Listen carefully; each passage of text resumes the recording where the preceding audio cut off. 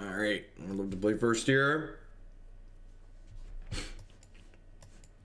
Yeah, I've been enjoying the game a lot. Their standard format's really sweet. There's just like infinite decks that are really good right now. The 0022 pair up is great because we've both won 50% of our matches, right?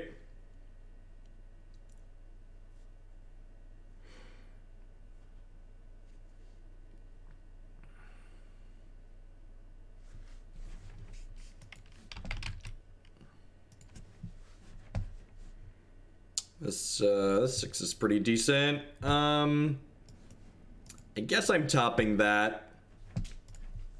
I'm not gonna play the island and visions on one here because we don't really know what our opponent's playing. We don't know exactly what we're looking for.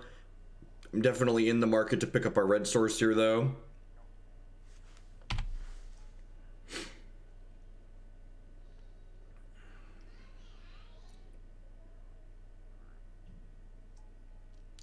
What's going on, Justin?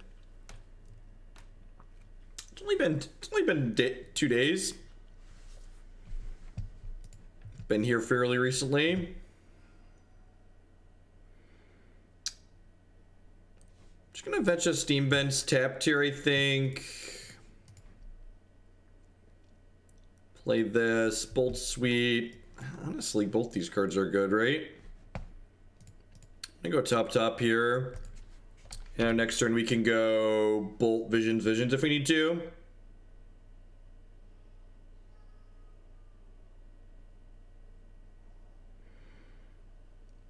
I think cutting the secondary marker will be good for Magic. This is the biggest reason for you to play Arena.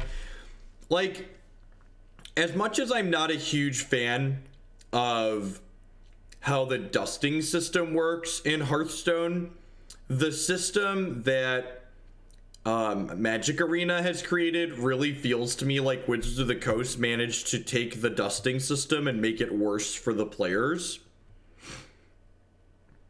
Like the way, maybe this is just me overthinking it, but like the way the wild card system works, it feels like it's even more obnoxious than Hearthstone system, but maybe I just haven't played it and I need to give it a chance. On paper, it feels to me like the MTG Arena system is going to be even more annoying to get cards for. If they fire up a creature land here, we're going to bolt the creature land down and then probably just like untap and Supreme Verdict them.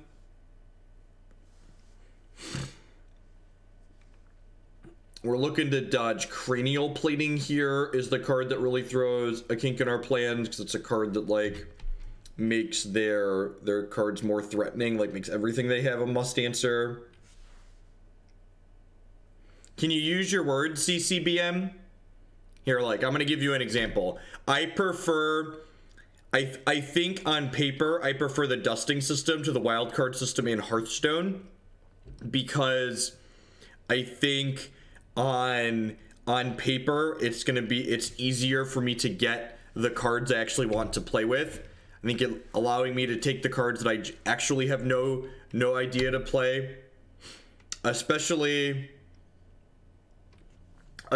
when you consider the fact that like Magic the Gathering has a bunch of cards that are just in no way, shape, or form anything close to resembling constructed playable. Like if you really think about it, like Hearthstone doesn't really have cards that are draft chaff, right? So like opening something unpredictable that makes it a must-have card. Does that happen very often? Like that's like.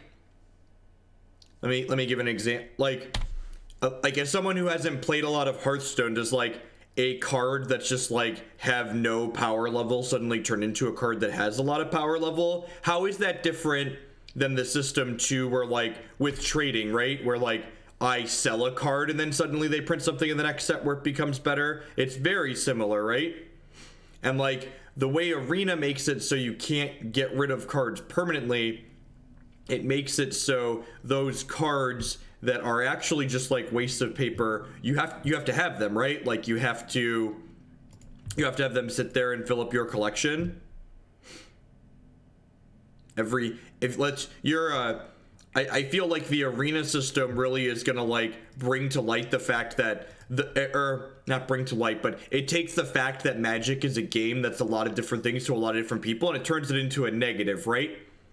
Like, let's say, I mean, non-rotating formats are a huge example, right? Let's say they add modern to arena, right? Like, could you imagine building a modern deck out of booster packs? Like building a modern deck out of booster packs and arena's wildcard system is going to be far more difficult than building a modern deck out of Hearthstone's dust system, card for card. They're both not great. They're both not ideal. They're both going to be kind of annoying to get exactly what I want, but on paper it sounds to me, or like in my head, that it's going to be far more difficult to get the cards I want using arena system.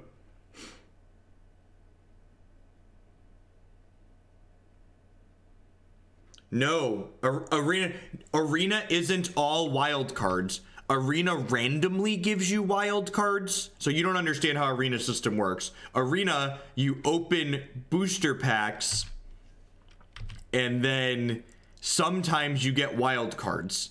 And the only time you guaranteed get a wild card out of arena is when you would open the 5th copy of a card. So when you go to open your 5th copy of a bulk rare, that's when you get your next copy of an actual card that you want to craft. If arena just like opened a booster pack and gave you a bunch of wild cards, like that sounds great. That sounds more than reasonable, sounds perfect, sounds fantastic, sounds like everything I would want. If I could open an arena booster pack and get X wild cards out of every pack, that sounds amazing. Would not complain in the slightest. Would agree that would be better than dust. That's not what arena has proposed though. It is inaccurate to say that is what arena allows you to do. Do you have the black green rock list around? It's on my Twitter. I tweeted it out earlier today. Wait, what? The 5th copy doesn't give you a guaranteed wild cards?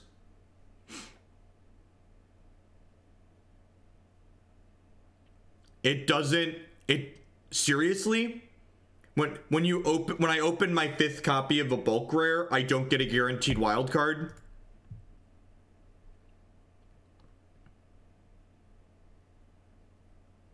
I thought, well, good lord, I thought the system sounded terrible, and I thought it was better than it actually is.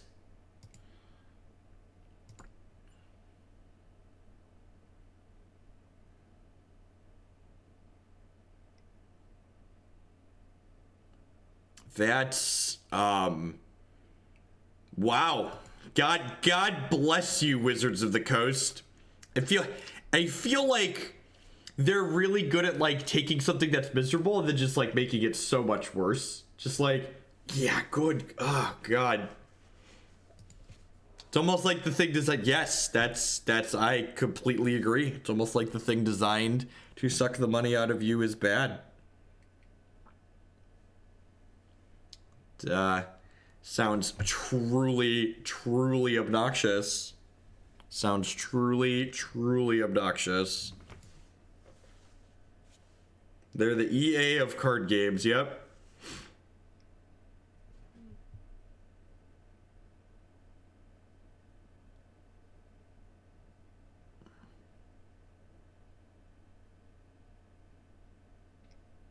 Yeah, I agree. If you wanna sap money out of your players, might as well. I'm fine with this, right? That's fine. Sure. So you randomly giving me wild cards is no different than me randomly opening cards from booster packs. What you're saying is I still have to randomly open the cards that I want.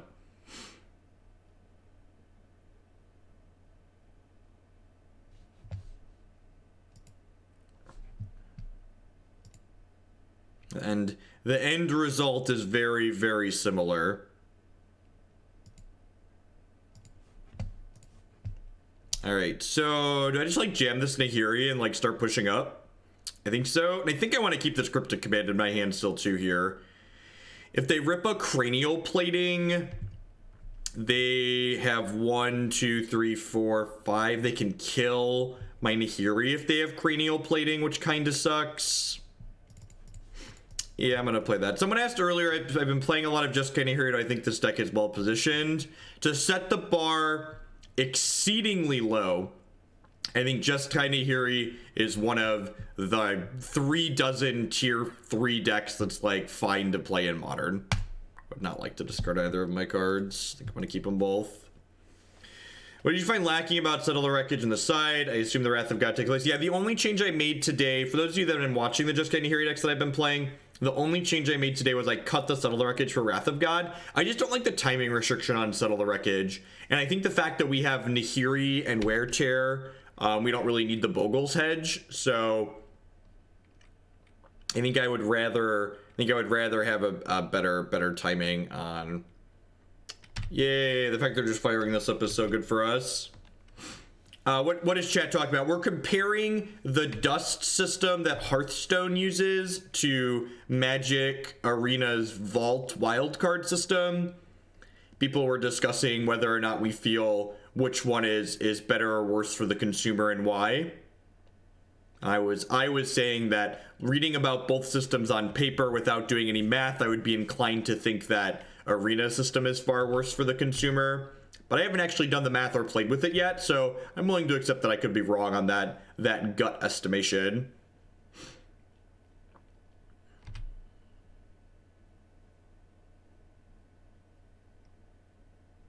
Okay, so Galv Blast gets to finish Nahiri here. I think that's fine. She technically traded 1-for-1 in like a combat step there, so it's like not that big of a deal. I'm gonna go ahead and snap a Serum Visions here. If they rip like exactly Cranial Plating, I'm kind of sad about this line, but if they don't rip exactly Cranial Plating, getting to get some setup going on here is pretty good for us. And if they do rip Plating, I can like Cryptic bounce the Plating into Snap Cryptic, counter on the way back down.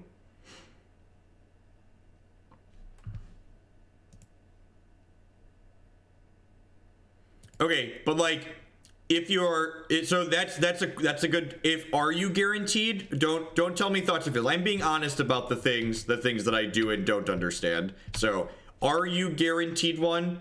If yes, what probabilities is that one a common, uncommon, or rare, etc.? That was not my experience. Let's see. I mean, it's really pretty easy to find out if you get a wild card in every pack, right? Someone go log into Arena and rip a booster pack. You could even give Wizards money right now. So go give Wizards money and open a booster pack. Or don't, you know, one of the two.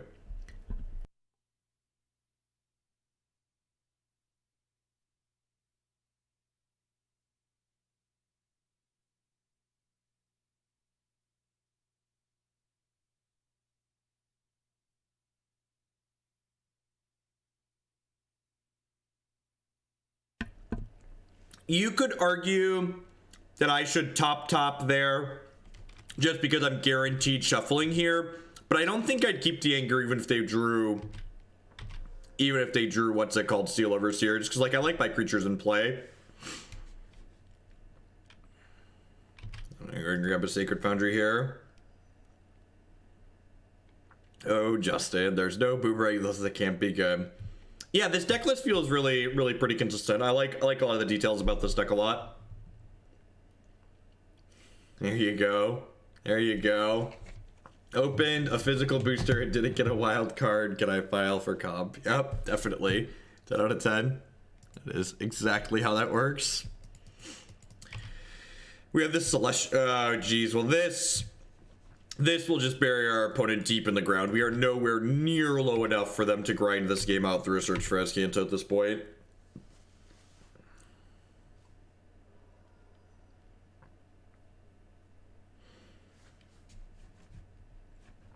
What's going on, Nivik? Everyone's having a good close to your weekend. Howdy, folks. Thanks for dropping by tonight. We'll play some fair decks this evening. The first two decks we're going to play tonight, this Jeskai deck and this green-black deck, are decks I'm considering playing at the Open in Louisville next month. And then the Mardu mid-range list that we're going to play is a donation deck list.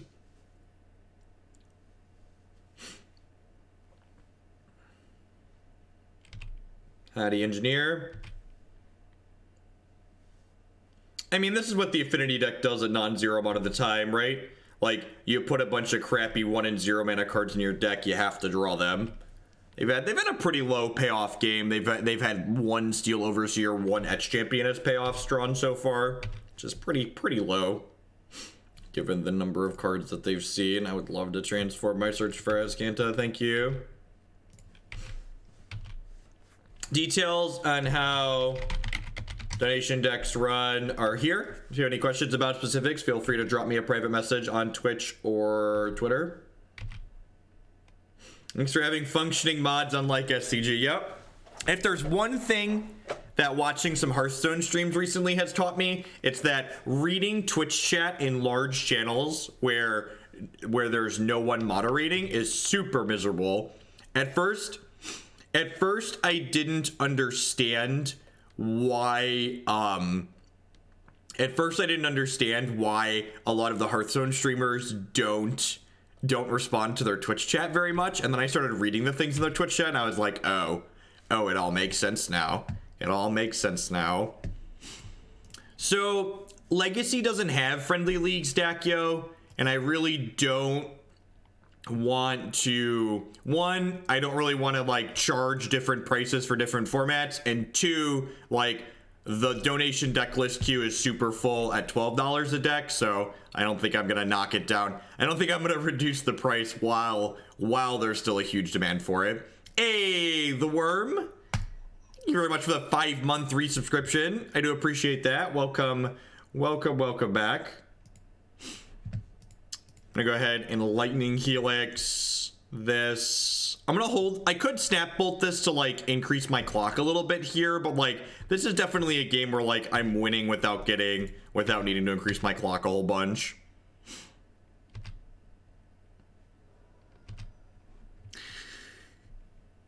Sure, Justin. Look, anybody that asks to be timed out, you're welcome to time them out.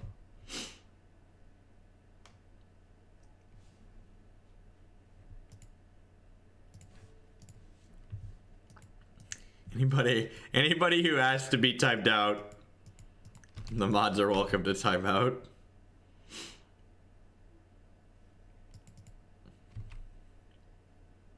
Do you feel phallic, Justin? You got to swing your sword around. Arcbound Ravager. I actually haven't drawn a Path to Exile yet this game, so I'm pretty sure I just want to Cryptic Command that. Why are we still playing Magic?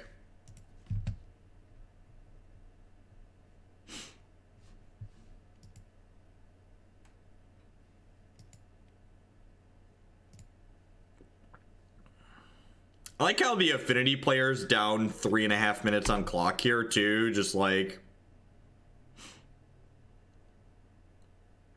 if you'd be so kind, send me. I love that people offer themselves this timeout tribute, just like, take me into the void. I offer myself as tribute. Thanks for making me smile, folks. Hope everyone's had a great weekend. Wrapping it up. We're gonna play some Modern tonight. Hopefully come closer to figuring out what deck I want to play in Louisville. Can you set the chat to 10-year follower only mode? That's probably an option. This is what happens when your timeout becomes a meme, right? Oh, that's the tipping point. All right, we got a bunch of tools for this matchup. Wear Tears, Explosive, Staticaster, Verdict, Wrath of God. Mana Leak's pretty bad here. In general, I'm not a huge fan of counter magic in this matchup, but Spell Snare is pretty exceptional against Affinity, so you definitely don't want to board that out. Yeah, Channel Fireball. Channel Fireball's not stupid. They ask for permission before they take stuff. They're good folks. They make money off of content. They understand. They ask, and I give permission. For the record, it was funny. It was funny that people are like, you're such a jerk, the takedown you played on that guy that took your stuff. And it's like, well, he never asked. I've literally never told anyone no, but he didn't ask, and then he was an asshole to me. Maybe Gids isn't good enough here. Maybe Gideon. I think I want to keep the search for Azcantas. I like that Nahiri wins the game pretty quickly. Yeah, the Wrath Verdict split is a humans hedge. It's also like a Thrun hedge, technically, but it's more for humans than anything else. Honestly, I could even see splitting the sweepers 3 ways, like Wrath, Verdict, Day of Judgment, just because, like, humans is that popular and Grixis Shadow really isn't that popular anymore. Yeah, my 3 decks on my list for Louisville are Jeskai, Green Black, and Blue Red Prison. I just didn't put Blue Red Prison on the docket for tonight because I didn't feel like playing a 3-hour league. Honestly, the average length of the games that you play with the Blue Red Prison deck is honestly a knock against it for me. Like, having to play a deck that's mentally draining for as many matches as an open is a serious consideration.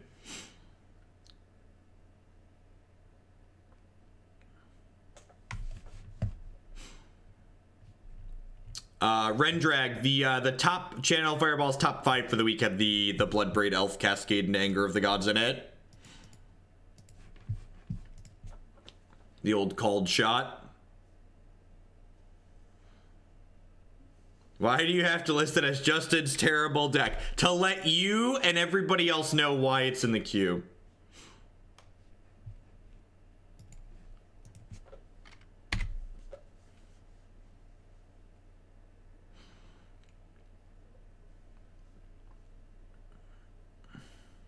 The game length is the reason I bought into Affinity after I bought Lantern. Yep.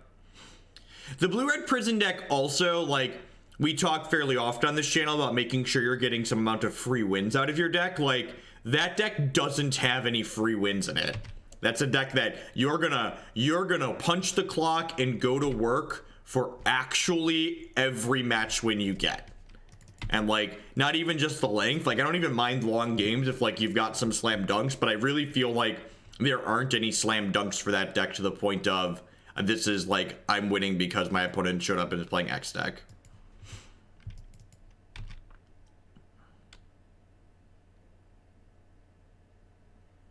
Probably just gonna shatter this cranial plating here.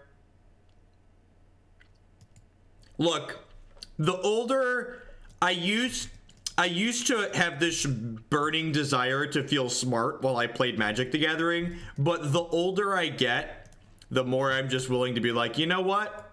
I would prefer that my deck win me the game instead of me feeling smart. I don't need to feel smart to win this match. Feeling smart was something Jeff 4 years ago had a desire to do. I would just like to kill my opponent. If you'd like me to register Leon and Arbiter on stream, it's a minimum $100 donation because that card is rancid. It's not a card. That's not a card we play here, chat. Well, I also just don't want to play a deck that I don't think is good, Dakyo. I don't think the free win red decks in Modern are good. In my experience playing them, Chalice of the Void leaves a lot to be desired in this format, and that's a big part of why free win red is playable in Legacy.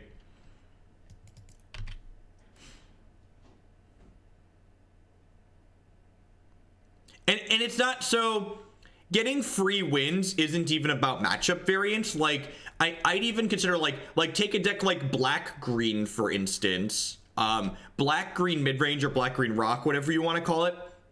That's an archetype where it has pretty balanced matchups around the field, but it has a nut draw. Sometimes it goes turn 1 Thoughtseize, turn 2 Tarmogoyf, turn 3 Liliana the Veil, just like grind you down out of the game.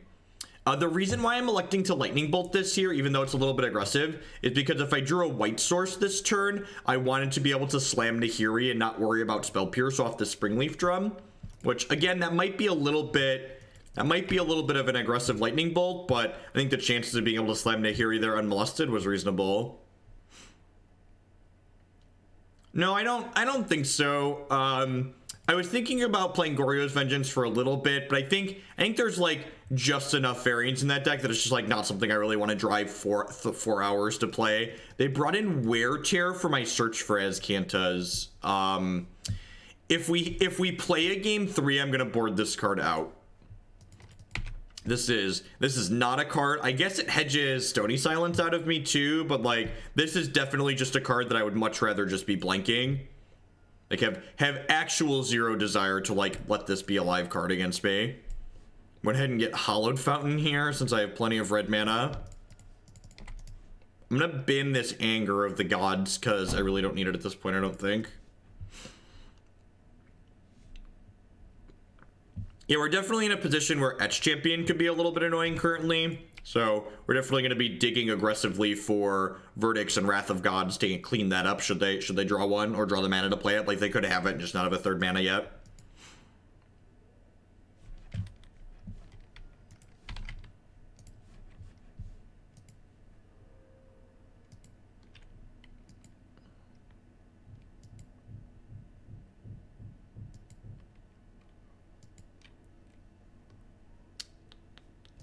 Earthbound Ravager, sure.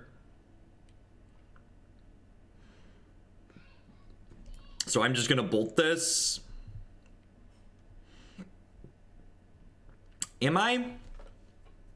I'm actually gonna go to my turn. Because if my opponent loaded up... I guess if they go all in on Inkmoth Nexus, I'm okay with that actually here. They could like float a mana, activate Nexus, sack drum, make a 4/4 Nexus, but good chance I hit a Wear Tear, a Path to Exile, or a Snapcaster Mage before the Nexus kills me, so I'm just gonna go ahead and bolt this here.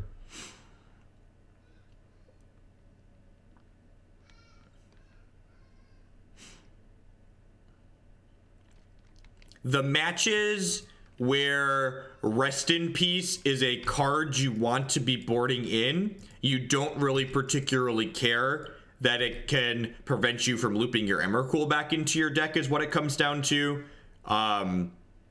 This deck doesn't have to win with Nahiri Emrakul. As someone who's played a lot of Dirtily Jeskai in his day, you're going to win plenty of games with this deck, just like Snapcaster bolting and chipping away at your opponent with burn spells and 2/1. So like losing the ability to Nahiri them, while kind of annoying in some situations, like any matchup where you're bringing in Rest in Peace is going to be very good. For example, like looking at your question as an example, I wouldn't board in Rest in Peace against Hallowed One with this deck. I don't think that's an effect I'm really interested in there. It depends on the context of their hand echoes. I don't really like blasting Nahiri there if they don't have another blast, which it doesn't look like they do. I think blasting Nahiri is probably wrong if they don't have a way to finish her off.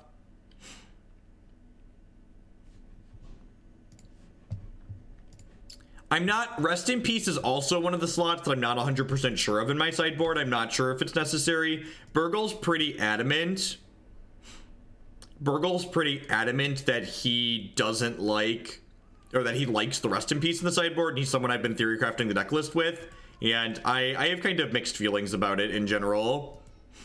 That's very annoying.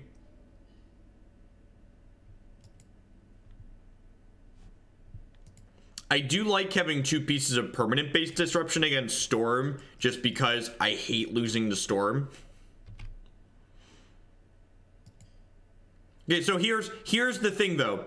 The thing about the Rest in Peace non-bow that I feel like chat is missing, any matchup where Rest in Peace being on the table hurts my Snapcaster Mages more than it hurts my opponent's game plan, I won't board in Rest in Peace. I feel like people are used to boarding in Rest in Peace in places that they shouldn't. So like they look at it and go, well, Snapcaster Mage is really good in this matchup, but this is kind of a Rest in Peace matchup, so they like go ahead and board in Rest in Peace. I think that's the incorrect way to approach Rest in Peace. I'm looking at Rest in Peace as a card where it's only coming in for me when it is a true hoser card. Yeah, protection is a miserable mechanic. There's a reason why they've stopped printing cards that have protection from colors, and we're using hexproof from colors now as the new mechanic. Protection from colors is very non-interactive. We can't touch this card until we find one of our 2 verdicts or a Wrath of God.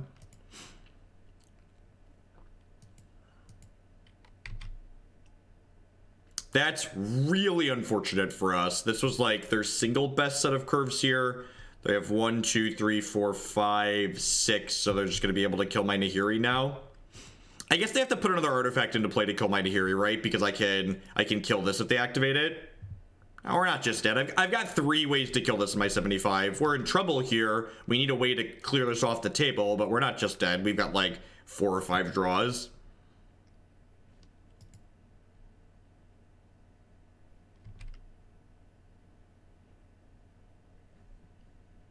Sure, this is modern. We talk about modern on this stream a lot. Like, you're picking and choosing what matchups you're losing. By choosing to play Rest in Peace in the sideboard, I'm choosing to beat decks that Rest in Peace beats. That's what I'm doing. Are we racing with this Colonnade? Maybe I should have done that. I guess the fact that I didn't know they had the plating coming meant I really didn't want to try and race with the Colonnade. The fact that we get another loot out of this is great.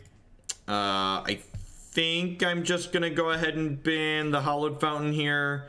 It's a Snapcaster Mage. Oh, Snapcaster Mage is great, right? Snapcaster Mage lets me snap Chill the cranial plating. And I'm going to go ahead and Snapcaster Mage now because some of these decks play Stubborn Denial out of the sideboard, and I'd rather not get Stubborn Denialed. They don't have any mana up currently. So this does let them know they're not going to be able to kill my Nahiri with their attack, but I think that's fine.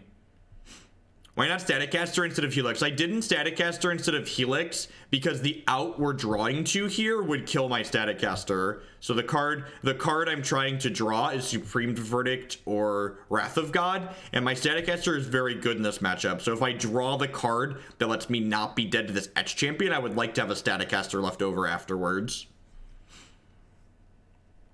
Don't play a second Cranial Plating. Deal. That one's fine.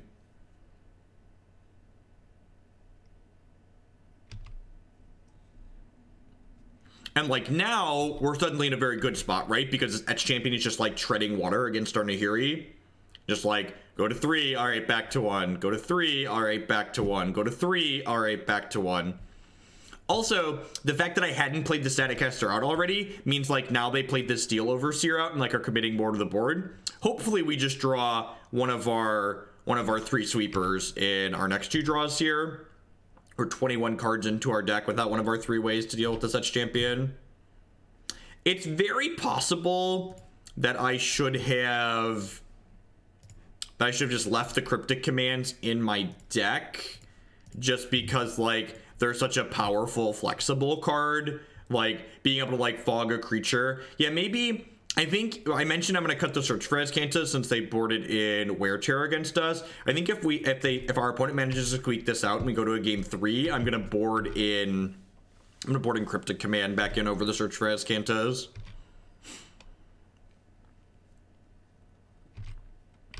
Opponent also only has 6.5 minutes on their clock, so they're going to need to like put this into high gear if they're going to win this game and one more in time.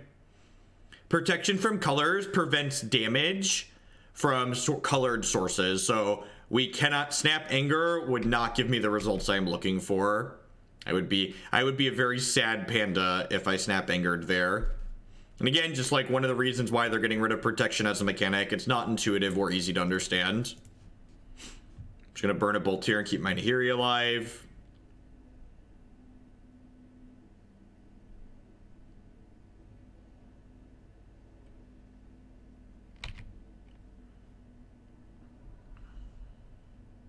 Again, opponent just continues treading water here against our Nahiri. Because our mountain's in play, that makes Scalding Tarn a worse fetch than Flooded Strand for us, because it fetches less basics. Am I supposed to fire this up? Yeah, I think that's what we're doing.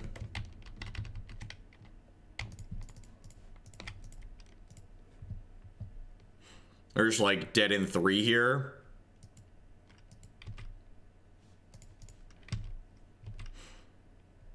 I mean, protection is just like a bad mechanic, right? Like, and honestly, I think the getting rid of protection is in line. Like we've talked about what constitutes good and bad game design here on this stream on multiple occasions before, and I've always mentioned that I feel like good game design is something that encourages play and counterplay on both sides of the table, and the protection mechanic is something that just discourages all forms of counterplay in a lot of scenarios like this one. So like, I think by the metric that good game design encourages counterplay, protection is bad game design, so there's a reason why they're moving away from it. I feel like, and this is something that really gets me about like Legacy and Modern and some of the ban lists, is I feel like a lot of people just think that like every Magic card that's ever been printed should automatically always be legal. There's no such thing as a bad Magic card or like an unfun Magic card. Like, if something was unfun, they wouldn't have printed it. When in reality, like, game design is a relatively new field, and like the concept that like things are good or bad game design, like in a fairly objective sense, like really didn't exist for a long time.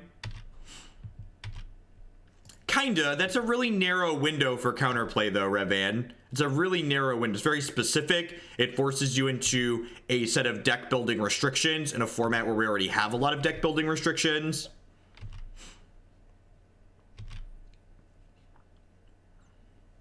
I even think protection from a specific color is too much of a hoser. I agree, like something like protection from instant seems fine. Like that's neat and offers you some generic counterplay, but like protection from white, protection from red, there's a reason why we don't do those things anymore.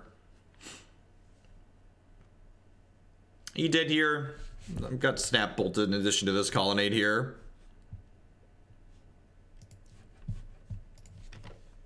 This is a pretty good matchup for Jeskai, believe it or not. Deck full of removal spells is good against the deck full of creatures.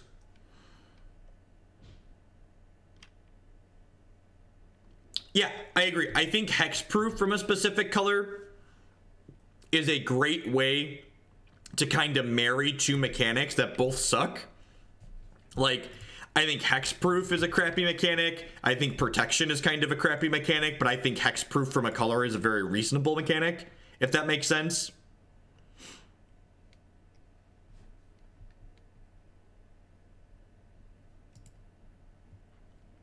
So even if they have a Galvanic Blast here, we have Lightning Helix coming.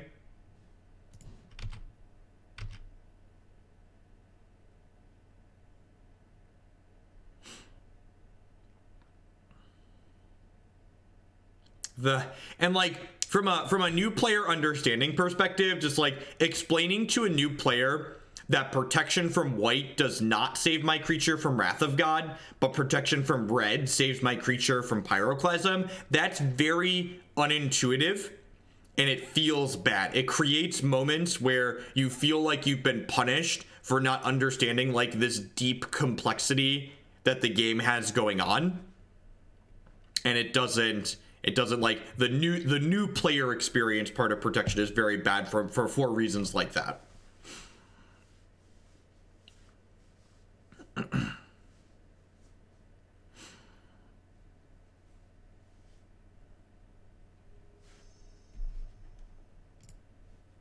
Yeah, I agree, Norman, and I don't think we're in danger of losing that match. Our opponent was playing exceptionally slow. We have, and this is a good example of why I like have a singleton field of runes in this deck, because this hand's kind of awkward, right? Like, I need blue, I need white, I need double red. I can't do that with these three lands. Can we get a rant about Kanye's new single? I'm gonna be honest, I couldn't name a song that Kanye has written or plays. It's not generally a style of music I enjoy. I think I'm gonna go Flooded Strand Go here. I'm not 100% certain what I'm looking for. It could also be a matchup where I care about my health total, so like being a little bit conservative with fetching sounds good.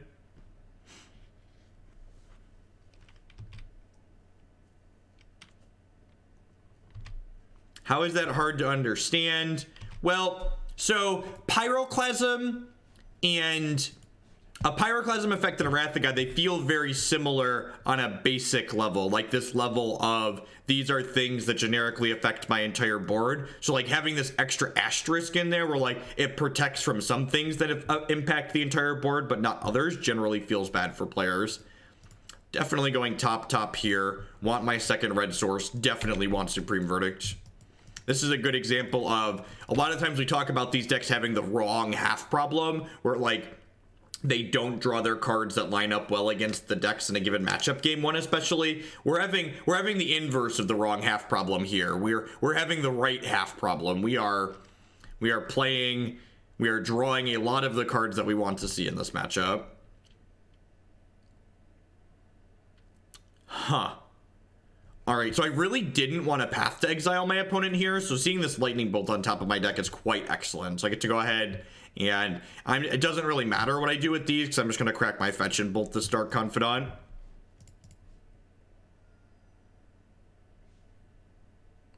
No, I just knew I had another Serum Visions to cast, so I knew I was going to get to draw both of those cards. Dark Confidant in the main deck of humans is rare, but it's very good against us. This is a matchup that's generally pretty hard for humans, but having a card like Confidant in their main deck definitely helps them.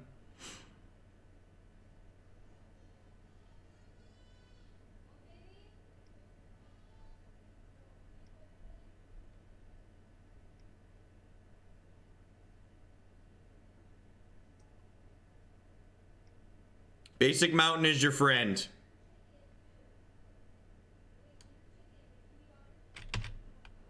All right, my verdict is Supreme, opponent. I think I'm just gonna go ahead and fetch basic Island here. Island is your land. Island is my land. Do do do do do all the time. Do do do do do do do do do do. I'm gonna venture a guess that their remaining hand isn't particularly good. If I was forced to take a stab in the dark, I would venture to guess the remaining cards weren't very good. All right, and that's pretty clean. We get to board out 2 Mana Leaks and 2 Spell Snares. We get to board in Verdict, Wrath of God, Staticaster, Engineered Explosives. I kind of wouldn't mind being able to cut my Cryptic Commands or a Search for Azcanta in this matchup, but leaving all 4 of those in doesn't feel too terrible either.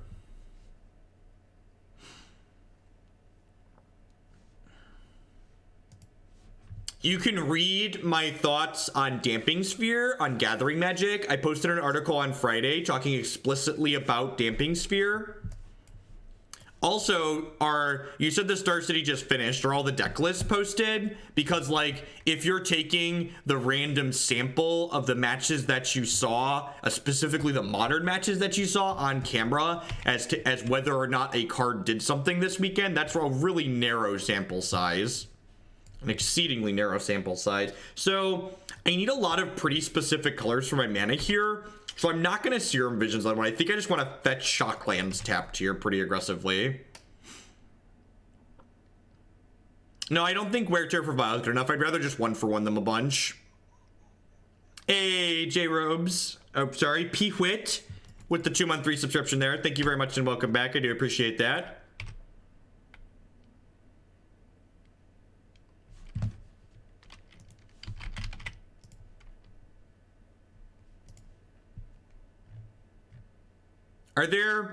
Are there deck lists up? Are there deck lists up somewhere that I'm not seeing? Because, like, I'm gonna call your bluff on your bullshit.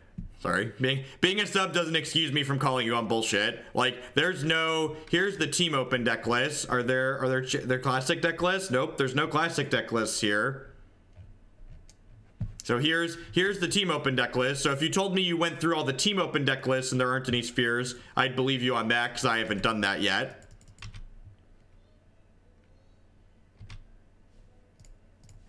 Is there any way you can make an audiobook of you reading your deck list? Probably not. Thanks for the hello anyway. Thanks for the bits, J-Robes. All right. So Steam Vents. And I'm just gonna grab Steam Vents here, and I'm gonna fetch a tap land and cast Serum Visions this turn. I'm gonna make it a Hallowed Fountain now that I drew a Cryptic Command.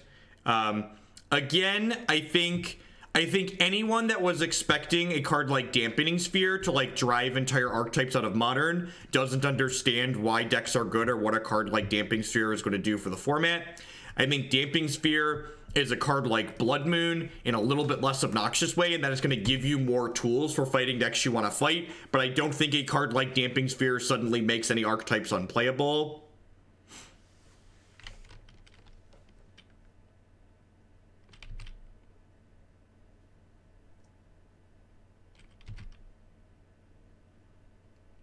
Another Hierarch is interesting. I wonder if they have a Meddling Mage here. If they have Meddling Mage, we could be a little bit annoyed. They also pushed the Aether Vial to 2 after putting Noble Hierarch into play here, so I assume that... Oh, geez, are we getting another... Wait, is this Sin Collector? Wow, that's worse for us than another freebooter. Okay.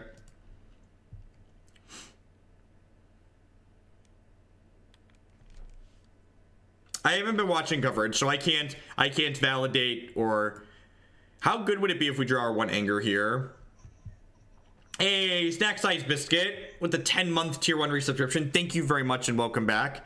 I appreciate the continued support. As always, subscriptions are the best way you could support what I do here, so thank you for that.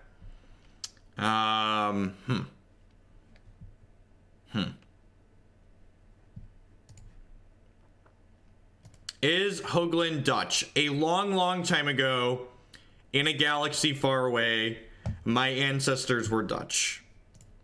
My family has been in America for a very long time, though. So I am definitely American through and through. I don't really have any ties or feelings towards any heritage of other types for any reason. Thalia, that card's really annoying. A modern deck that won the tournament has 2 Damping Spheres. Well, there you go. There you go.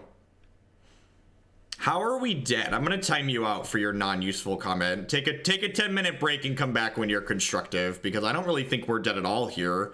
They get to attack us for 4 down to 10, but I have a Lightning Helix on top of my deck, and that Lightning Helix gets to get back another Lightning Helix. And like, if we hit a sweeper, we're very in the game. There's like a lot of draws here that are very good for us. And like, they're all in and are never beating a Wrath. So my opponent just made an attack that does less damage to us. God bless them. I guess they wanted to play around Lightning Bolt here. I don't know if that's reasonable or not, but that's what they did.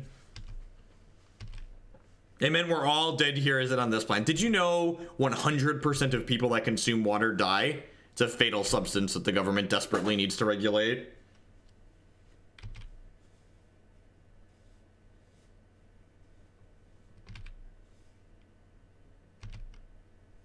Because they're on Thalia. Yeah, you're right. I was just searching for a reason my opponent made the play that they made, and that was the only one I could find. Y'all, chat is correct that they weren't actually playing around anything, so they just made a mistake and put themselves behind a point of damage. I'm helixing the Kite Sail here because I want my other helix back. You could maybe make the argument that I should just helix the one that does more damage because I can snap helix next turn. So I'm going down to 8 here. I'm fetching down to 7. I do get to Time Walk with this Cryptic Command. I have 4 sweepers in my deck currently. I'm going to put this into play. I'm going to pass the turn here. So I can Snapcaster, block the Sin Collector, Lightning Helix the Champion of the Parish.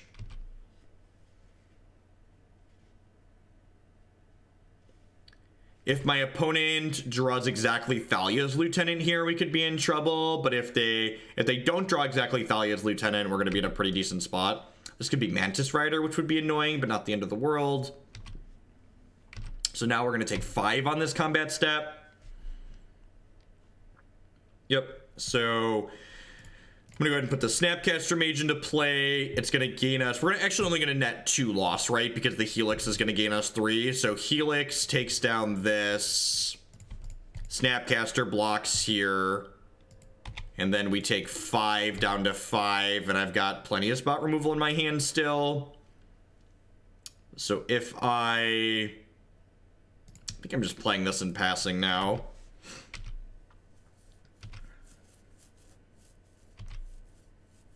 We do have Staticaster in our deck too, that's true.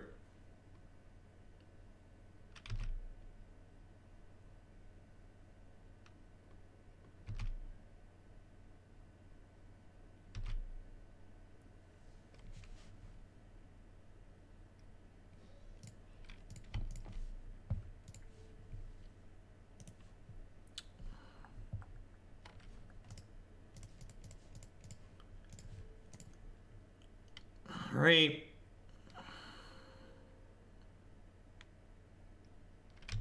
Yep. So we could die to a Kessig Malcontents here, but I think that's fine. Ding. All right, so we're going to 5 here, and then next turn we get a reset button.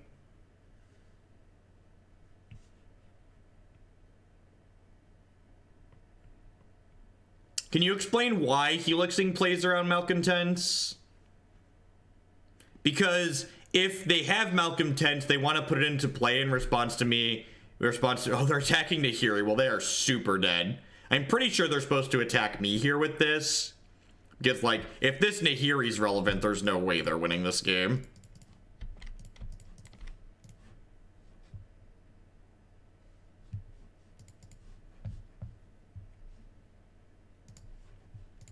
I didn't want to use my removal spell at sorcery speed that turn because they had the exalted creatures in play.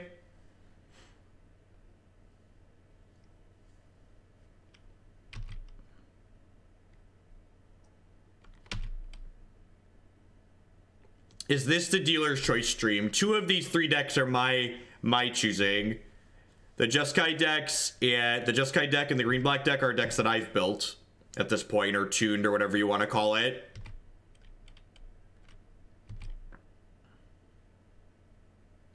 Remember when I timed someone out for not being constructive because they said we're dead? And I said that's not constructive and we're probably fine? Pepperidge Farm remembers. Pepperidge Farm has my back. There we go. Speaking of having my back, thank you for everybody who's hanging out here tonight. My name's Jeff Hoagland. We're 2-0-4-0 with Jeskai Control. 2 pretty good matchups in a row. We hit robots into humans there. If you are enjoying the content, please consider subscribing on Twitch. My subscribers are the reason I'm able to do what I do as often as I do it. I'm a full-time streamer here on Twitch now. I'm here 30 plus hours a week playing Magic. You can also support my content by supporting my sponsors. MTGOtraders.com. We'd love to buy and sell Magic Online cards with you, and if you use code Hoagland PayPal at checkout with them, you'll save 8% on your singles orders there. CoolStuffInc.com. Buy and sells a lot of cool stuff, including TCG singles using promo code Jeff5. You can save 5% on Magic, Pokemon, and Yu-Gi-Oh cards with them. InkedGaming.com would love to help you customize your gaming experience using code Jeff12. You can save 12% on custom playmats, mouse pads, binders, and bags there. Cardsphere.com would love to help you turn your Magic cards into other Magic cards or cash directly with other players. There's no haggling. They just take a 1% fee off the top. And finally, this stream is made possible by viewers like Anaronix, Justin, Nivik, and you. If you are new and you are enjoying the content, please make sure you hit the follow button at the very least. Following the stream doesn't cost you anything, and it lets you know when I go live and with what. I always try and put the names of the decks that we'll be playing on a given day in the stream title so that way you can get a notification and let you know if it's something you want to tune in for. And if you can't catch me live, be sure to check out my YouTube channel, youtube.com/Jeff Hoagland. All my streams get archived there, and I always upload them after the fact, broken up by matchup. Made it in time for the stream. I really enjoyed your Hearthstone YouTube videos. It was fun to watch you play a game that I understand better than Magic. Now, where's my timeout? I would love to give you a timeout. Welcome to the initiation. Thanks for the feedback. That's my favorite meme. Yeah, playing Hearthstone's been a lot of fun. Hearthstone standard format seems quite excellent right now. I've got like 6 decks built, and they're all fun, and I'm not sure which of them is good and bad yet.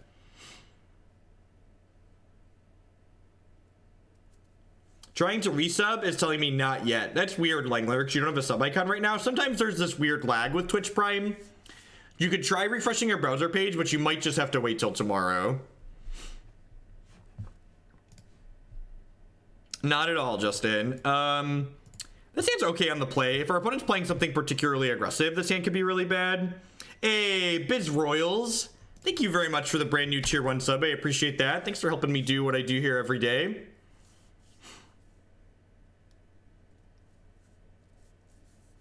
I feel left out. Oh no! Oh no! Hopefully this is Hallowed Vine and not Dredge. Dredge is a pretty exceptionally bad matchup for us. Awesome, Exterminator. I might take you up on that. Fuck, it's Dredge. This matchup is very, very bad. Very, very bad. Honestly, this matchup is bad enough for us that it might not be worth having. It might not be worth having the rest of pieces on the board, and I should probably just punt it. I am not unconvinced that I should just punt this matchup. My brother who shares my computer thinks we're dead here, right? Prison, the 3 decks I am between for playing in Louisville are Jeskai Control, Green Black Rock, and Blue Red Prison. Randy would not win me the game. They have Conflagrate in their bin, Justin. Let me show you Randy's mortal enemy. This kills Randy and all of his Drake friends.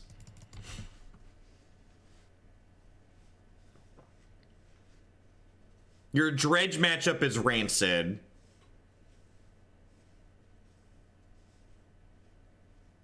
Other than that, I don't really know. I'm not a big fan of like making up a bunch of matchup statistics like people really like to do on Twitch. Like, it really takes you a lot of matchups with a given deck to like have a really good feel for like what's good, bad, or otherwise in said deck list. So there's a non-zero chance that like if we push to flip the search for Azcanta aggressively, it could find us an Anger of the Gods to steal this game 1.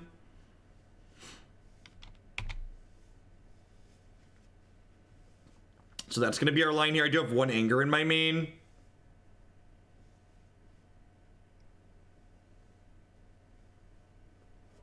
Randy is Talrand, for those that are unfamiliar.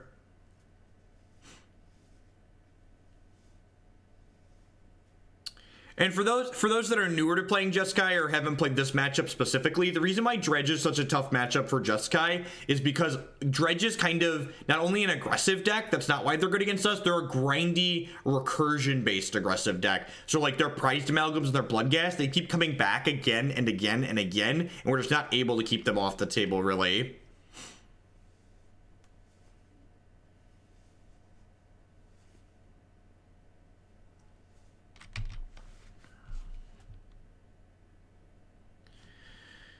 Yep, just binning basically everything. Path to Exile is a pretty excellent draw here. It's a pretty excellent draw. Did I not update Stream Decker? I don't actually remember if I updated Stream Decker or not.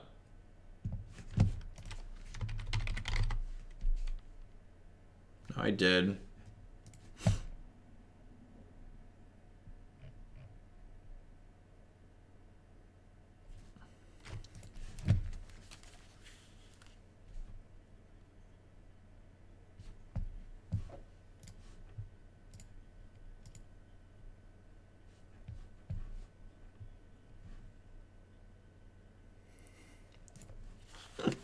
That's a great clip. All right, sorry, I was watching the clip. I'll pull my headphones off here and focus. Let's focus, people. Focus. Hey, Naya5102. Thanks for the 2-month resubscription. Thanks for re-upping, thinking that it's worth staying around for another time. So actually, one of the only change I made between this league and the previous league was that I turned the 1 Settle the Wreckage I had in my sideboard into a copy of Wrath of God, just because I think this matchup's bad enough that I don't really want Settle the Wreckage, and Settle the Wreckage is much worse than Wrath of God in my experience in the matches where I really want a sweeper. Like, not being able to control the timing of your sweeper feels really, really bad.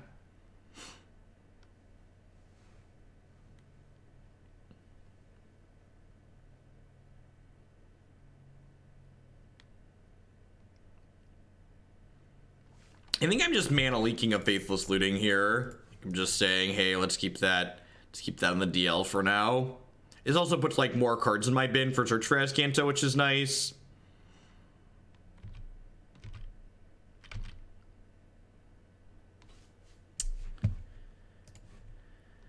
Pretty sure I'm binning that.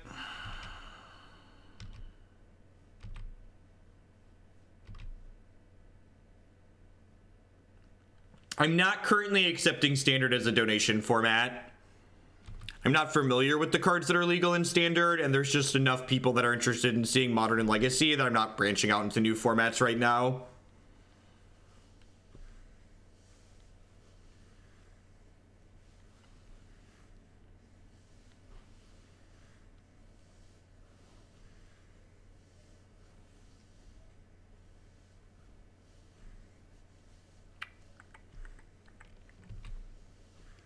Conflag is another reason that this matchup is very bad for us, because like once we get to a point where we can kind of stabilize the board, Conflag like jumps up and kills us out of the discard pile.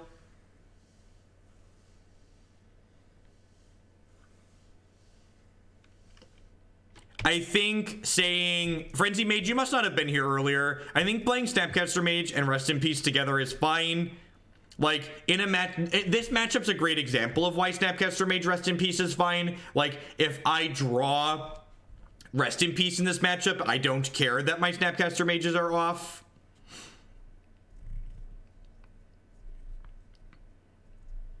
If you go on my YouTube channel, Slaga, the deck lists are always in the video descriptions. So if you click show more on the last Blue Red Prison YouTube video, there'll be a deck list in the description you can copy and paste.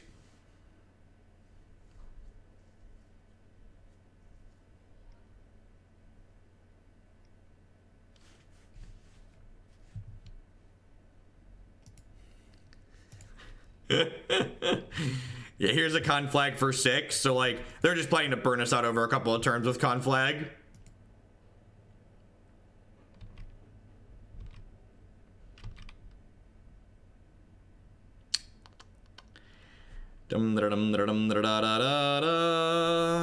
Lightning Helix is actually a card I'm kind of interested in drawing, right? Yeah, I'm actually kind of interested in drawing that. That is not an Anger of the Gods. I'm just gonna go bottom here. Just like digging aggressively for Anger.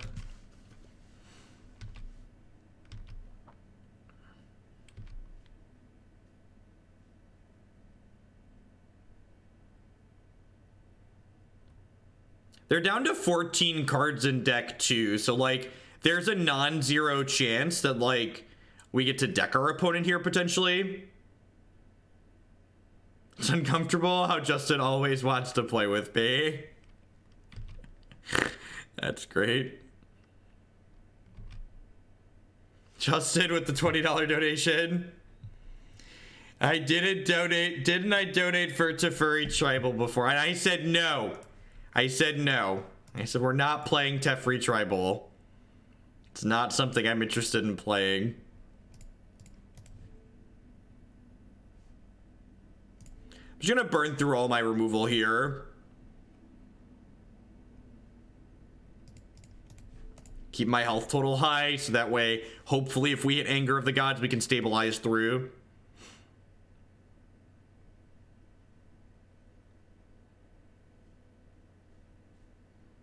They only have 14 cards in their discard pile.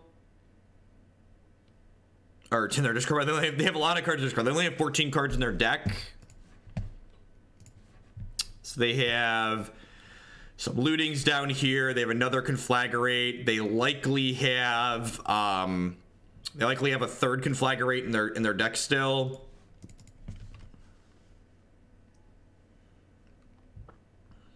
Learned why Ponza isn't great. I just don't think Ponza is a very good deck in general. It just like has a really hard time competing with things that get on the board, and Modern's a format full of decks where people get on the board. All right, amalgam me, baby.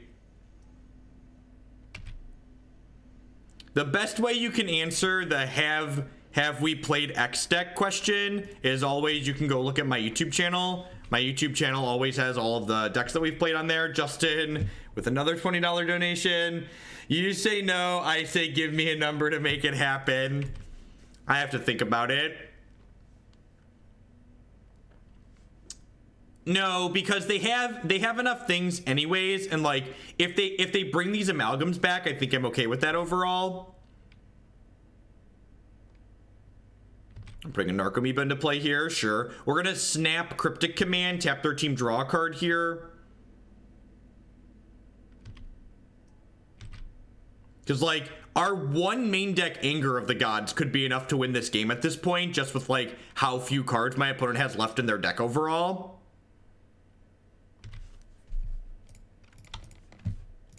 And like if we hit another land here, we can actually activate Azcanta and cast Anger of the Gods in the same turn.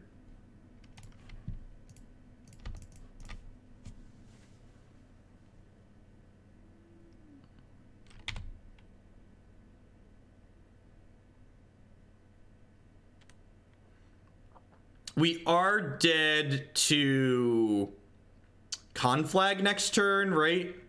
I think so, maybe.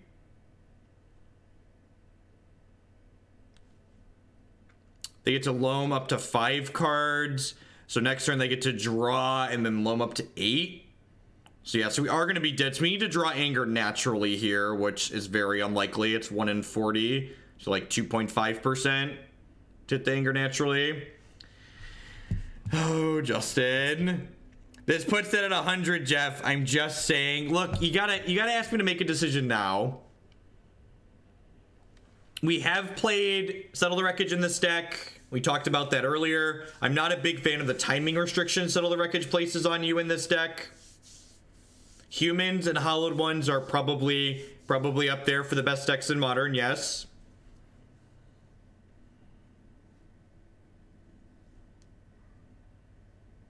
Are they going to conflag me this turn since they have 2 in their bin anyways? Yeah, they put me down. Wait, they put me to 3? Oh, because they can still kill me with conflag next turn, right? If you just resubbed with Twitch Prime, you need to refresh your browser page and hit send for the notification. So it looks like we're okay here, but again, we're just going to die to the conflagrate that's in their bin. Very dead.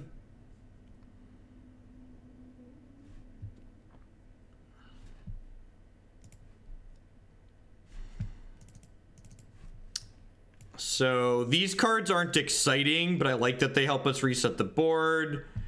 Spell Snare and Mana Leak are pretty terrible. Search for Azcanta's bad alongside Rest in Peace. I think Negate's pretty important. Hey, there you go. There you go, McCarlin. Thank you very much for the 2-month resubscription. Welcome back. I appreciate the continued support. Trim a Snapcaster Mage, maybe.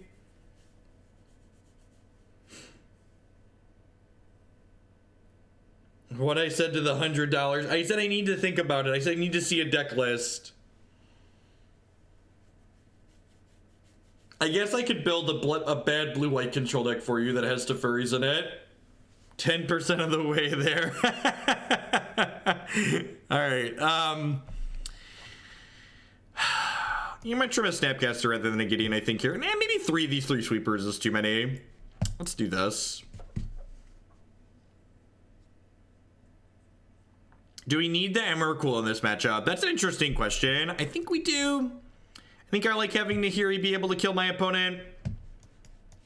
Do I mulligan a functional 6? I definitely mulligan a functional 7 looking for hate. I don't know if I mulligan a functional 6. I think I'm going to keep this one. It's like not exciting, but it's better than going to 5. I'm going to top this here because we're going to fetch it away anyways. Look, the last time I set a goal without thinking about things, I ended up going to an open in an owl costume. So I'm doing my best to not set goals without thinking about them in advance. Hey, TL Nestor, thank you very much for the Twitch Prime support. There's a lot of excellent people streaming on Twitch right now, so I appreciate you choosing to put your Amazon Prime towards my channel this month. Thank you, and welcome.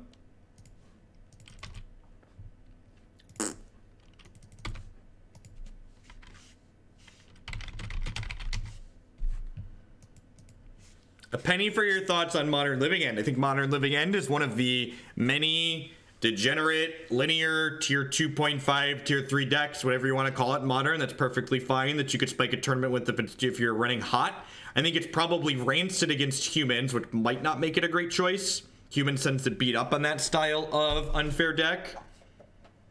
How much money to set a goal without thinking in advance, right?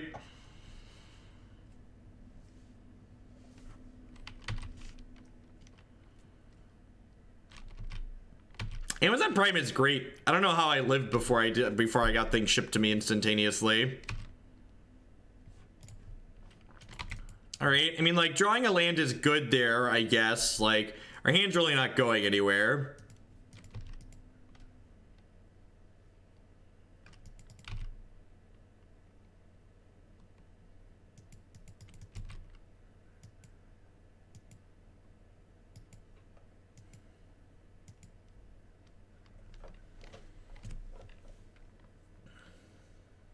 Our dredges have been pretty mediocre so far this game. I think I'm just gonna go ahead and path this, keep my health total high here, since I don't have a lot else going on.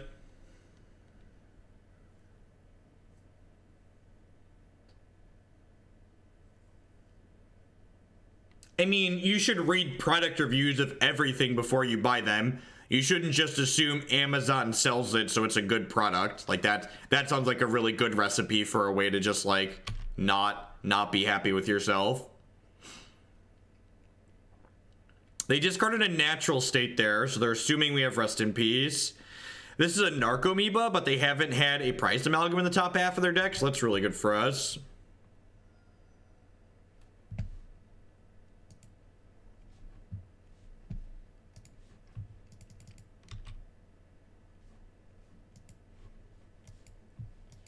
Believe it or not, you can look up reviews of products on sites other than the site you're buying it from. I know that's going to sound kind of weird and radical and like out there, but you're allowed to look up product reviews on the site that you're not giving money to. In fact, I'd probably say it's encouraged to look up product reviews on the sites you're not giving money to, because guess what? The sites you're giving money to really wants to sell you whatever you're looking at.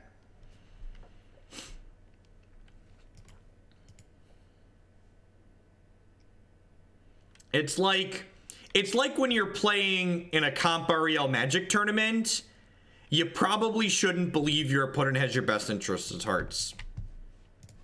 Alright, I'm going to cast Rampant Growth here at my opponent's end step. Let's cast Rampant Growth here.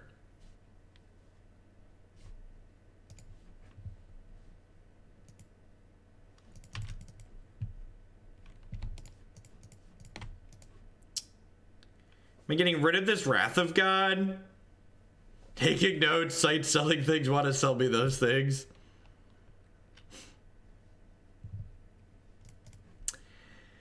Do I want to bin this Hallowed Fountain? I think that's the card I want to get rid of here. I really just want to dig to Rips and Angers, right? So I'm definitely discarding something.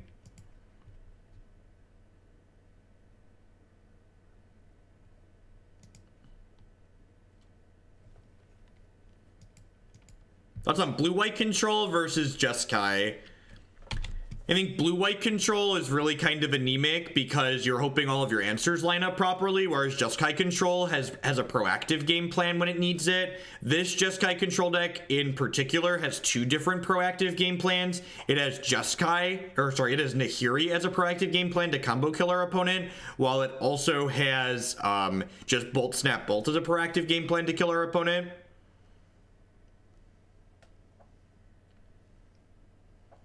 So they could kill our Nahiri with a Conflagrate here, but like if Nahiri reads Rummage gain 6, I'm pretty happy with that result, I think. Yeah, God bless. God bless. Rest in peace. Rest in peace. All right. I don't know that I want to bin a red source here because I need that for Anger of the Gods. I think the way their draw has gone so far, I'm actually going to bin this Wrath here.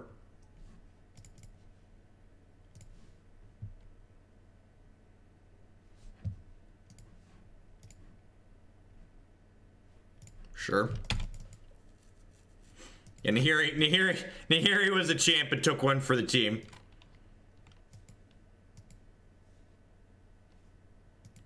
Now, I don't really need to hold Path up this turn because my opponent's Bloodghast don't have haste yet, so that doesn't really matter. Undivided Mind with the $25 donation. For a little democracy, for a little more democracy, Green Black Tron, thank you very much for the donation. I'll get that into the queue tonight. Why do I refer to her ability as a rummage? So in Magic, looting refers to drawing a card and then discarding a card, whereas rummaging is shorthand for doing the inverse of that, discarding and then drawing. I think the deck I'm playing is very reasonable. I think it's got a non-zero amount of matchups that are very hard, like this one, but I think it's got decent matchups overall.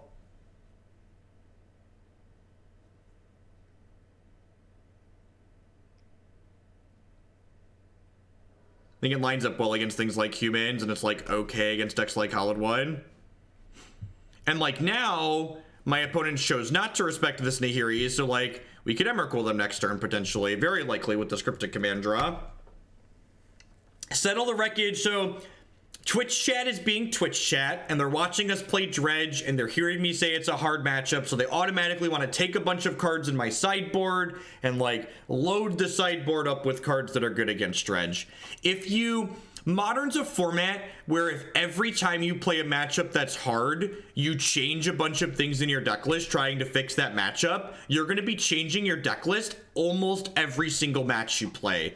Hey, Serp Primordial, thank you very much for the 6-month resubscription, half a year. Welcome, welcome, welcome back. I appreciate the continued support.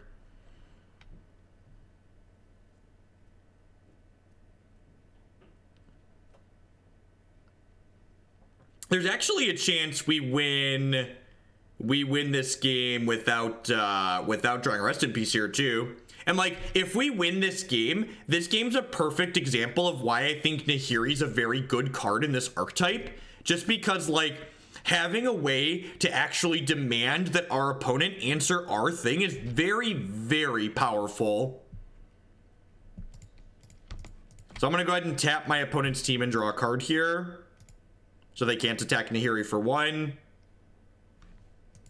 And then we'll Helix them, and then I also tapping their team here makes it so Narcomoeba can't block my Emrakul next turn. So assuming we don't draw Emrakul this turn, we'll be able to kill them.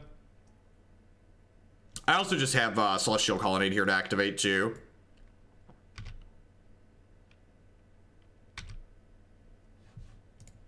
I mean, do I care about them getting more creatures? That's something I really care about. This one. This big, ugly spaghetti monster. Fire this one up. Aye, oh, let's go. Aye, oh, let's go. Be-dee-dee-dee-dee-doo. Be-dee-dee-dee-dee-doo. Be-dee-dee-dee-dee-doo. Beep, beep, beep, beep, beep. Dee-dee-dee-dee-dee-doo. Dee-dee-dee-dee-dee-doo. Who says you need sideboard cards to win games in Modern? Just put a combo in your deck. Ever played Canadian Highlander? I've played one-on-one Commander on Magic Online and find it pretty miserable. One best of one is high variance and Singleton is high variance, so you mix them together and you get exceptionally high variance. Best of one is not a particularly compelling format for Magic the Gathering. Anger of the Gods and no land, so pretty easy mulligan here. This hand is virtually at 6 cards, or 5 cards, and doesn't have any of our hate cards, so I'm gonna mulligan again. K. Smith with the $5 donation. Thanks, bud. Not a Hearthstone stream today, but here is some love for streaming it before. Thank you. I'm glad. God damn it, Bobby. Gosh darn it. All right, bottom that one. I think this is the best of the hands that we've had. Hearthstone, so I'm sure I'm about to have to time someone out after I say this because it's going to upset Magic players when in the chat when I say this. In my experience playing Hearthstone so far, I'm pretty sure the lack of resource variance in Hearthstone makes it lower variance than Magic, so the games being best of one feels less bad in Hearthstone to me, as opposed to Magic the Gathering, where there's resource variance. I don't feel like there's nearly as many matches in Hearthstone or games in Hearthstone where I just didn't get a chance to actually play a game. I feel like I genuinely get to like play an actual TCG game most of the time.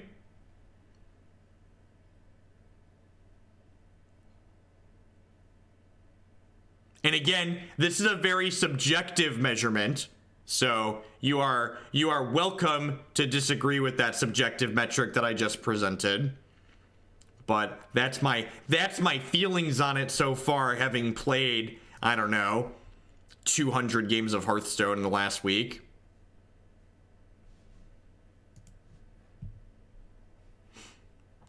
So it's funny because people just see that Hearthstone cards have the word random on them, so they just assume that like their precious Magic the Gathering can't possibly have as much variance as this game where the cards have the word random on the cards.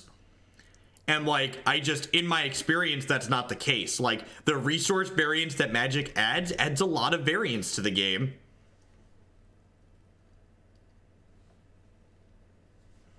But Jackacan, like, I don't know your experience as a TCG player, but I can't tell you the number of Magic players that they come up to me and they tell me they lost a match and there was nothing they could do about it, and they're very wrong. They just weren't a good enough player to understand the mistakes that they made in the game.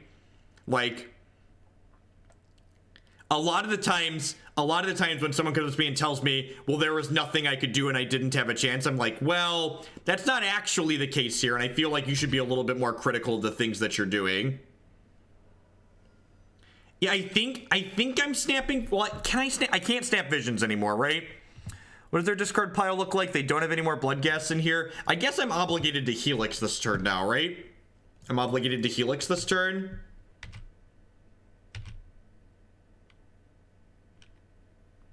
Like, if I snap Visions, we just take 6 and die, so that's not really an option here. They Dredge Stinkweed Imp. They actually haven't hit a Loam yet either, which is pretty good for us.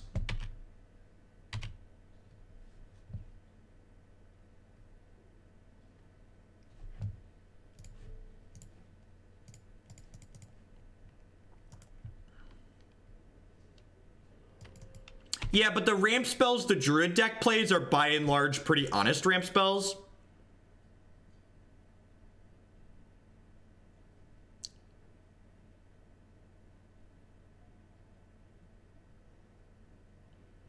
I don't know what the card, and again, like people that are talking about Hearthstone and talking about it historically speaking, like, I can't talk about the game historically speaking. Their standard format just rotated, so my basis for what is and isn't variance in Hearthstone is based purely on playing Hearthstone in their current standard constructed format. I've been told by people that there was more random elements in Hearthstone previously than there are now, but I know in the current format, there aren't actually that many cards with that many random effects, and a lot of the cards that have random effects allow you a lot of methods for mitigating the random effects that those cards have. All right, I've been sitting for an hour and a half, so let's stand up, enjoy the ride, chat. We're 2-1. Hopefully get some more reasonable matchups. I think I'm gonna cut these rest in pieces from my sideboard. I'm pretty unconvinced that I want them. I think having those cards in my sideboard and convincing me that I can like maybe beat Dredge is silly. I think I'd rather just punt the Dredge matchup and have sideboard cards for other things. How much money have I spent on Hearthstone? I bought a bunch of cards so I could start streaming. So I'm in for like 450 bucks currently. I've got a bunch of decks. 3 months. That's a rookie number and I need to get it up. It happened again. Thank you very much for the 3-month resubscription, a quarter of a year. Thank you, and welcome back. Again, I've elected not to fetch and Serum Visions on 1 here because I'm not 100% convinced what exactly I need. I do kind of need lands here. They suspended a search for tomorrow. So looks like Bring to Light, Scapeshift.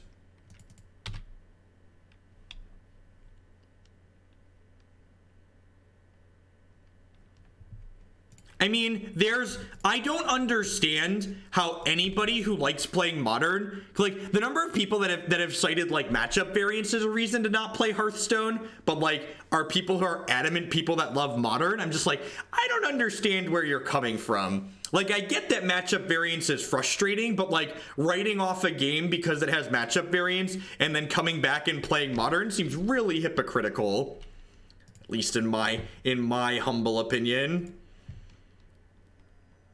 So I'm gonna grab Sacred Foundry here and just jam Little Gids here.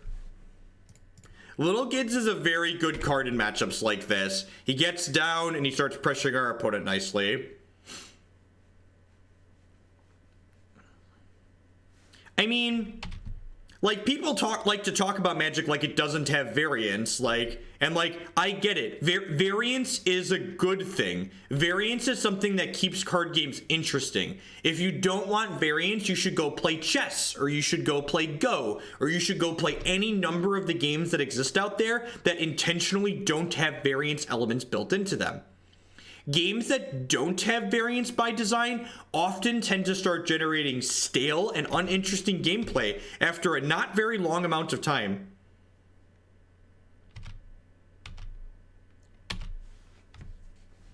I will bin a backup Gideon here, though. He can go away. Looking for a land drop here. Mana Leak's an okay draw. Protects us against a Cryptic Command at some point here, most likely.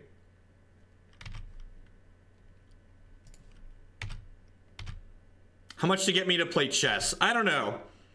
I'm probably not very good at chess.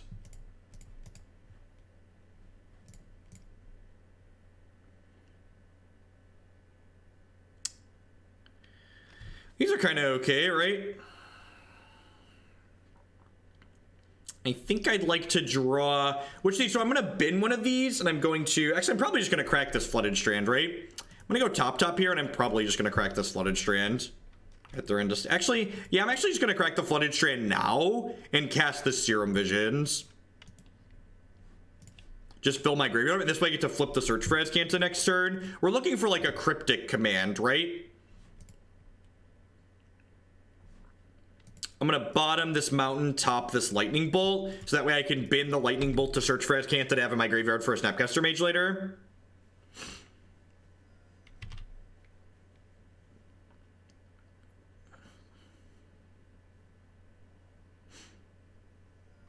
How does the Bring to Light Scapeshift mana base works? Well, generally, the mana base in Bring to Light Scapeshift is pretty reasonable because they get to play all these cards like Search for Tomorrow and stuff like that. Stop it. Get out of here. Leak your mana. Yeah, we mulliganed to 4 in Game 3 against Dredge and ended up just dying. We could actually kill our opponent next turn, huh? Darn. Darn. Opened my mouth.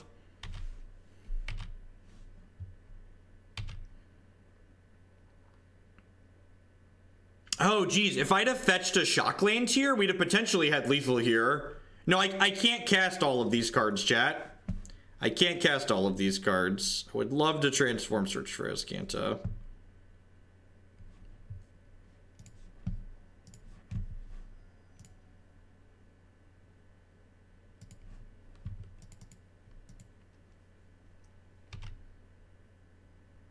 Yep, links are enabled in chat. Feel free to post links. Valakut does deal the damage.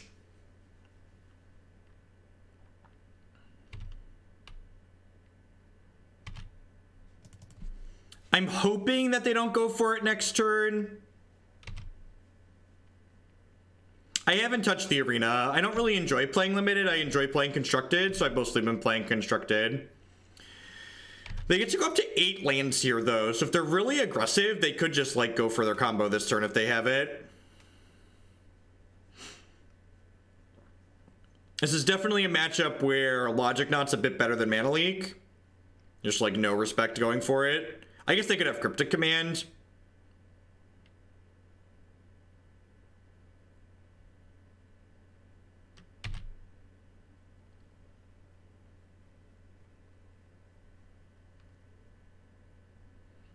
That's a perfectly valid question. I don't think there's any reason to ban you for that. Gideon of the Trials does a lot of the things this deck is looking to do. Gideon of the Trials is a clock against combo decks like the one we're playing against right now. It's disruption against other creature decks. It's a card that encourages our opponent to commit more creatures to the board to apply pressure to him while simultaneously making our opponent extend into our sweeper effects. No, I haven't touched their wild format because I don't even have all of the cards to play their standard format yet. Yep, that's 21, so we're dead.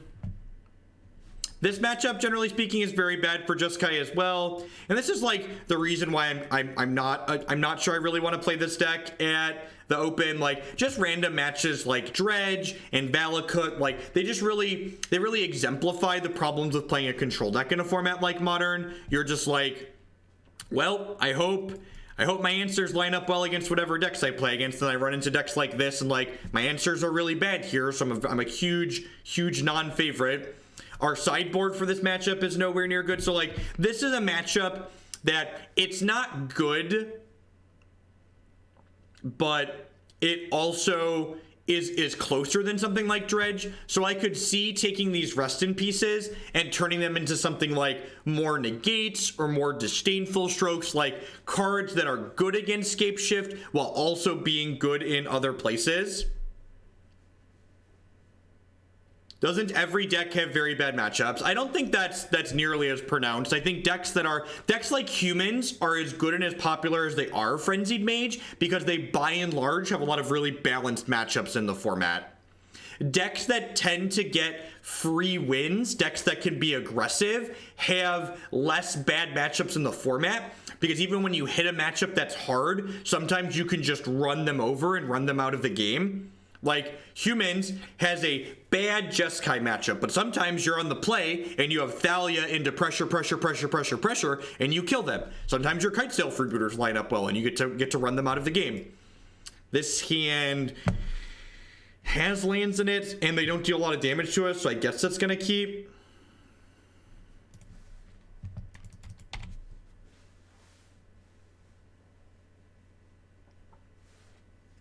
So again, generally speaking, that's an excellent addition to this hand. Decks that have nut draws or way to run people out of games, they tend to be better in formats like Modern. So generally, I don't like countering ramp spells in a matchup like this. But with soft counters, you should get in while the getting is good, basically. Like, this probably isn't going to be a counterspell when they go for their combo.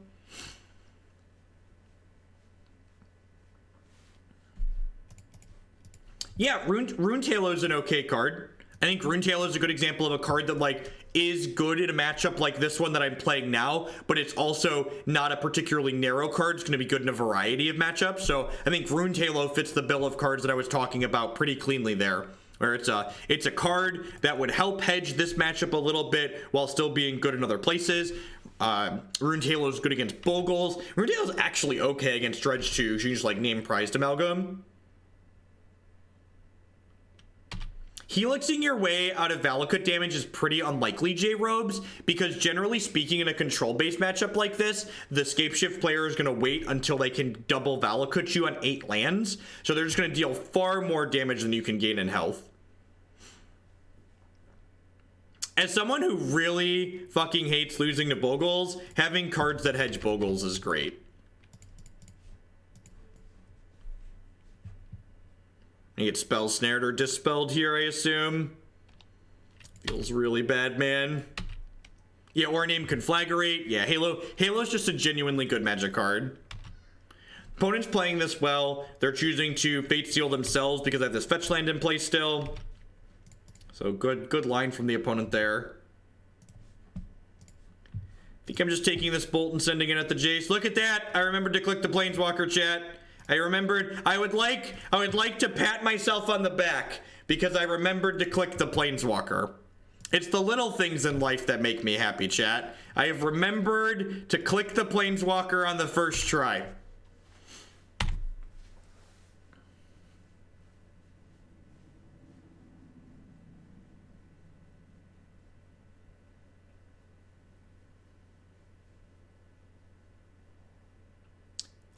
Regardless of how big my chat is, it's going to be difficult for you to read the cards on mobile. There's a reason why TCGs don't translate well via media like this.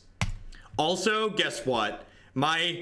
If I take this and make my Magic Online window bigger, the cards stay exactly the same size. So like, if I get rid of my chat, the cards don't actually get larger for you, which is another reason why Magic doesn't make for a very compelling viewer experience.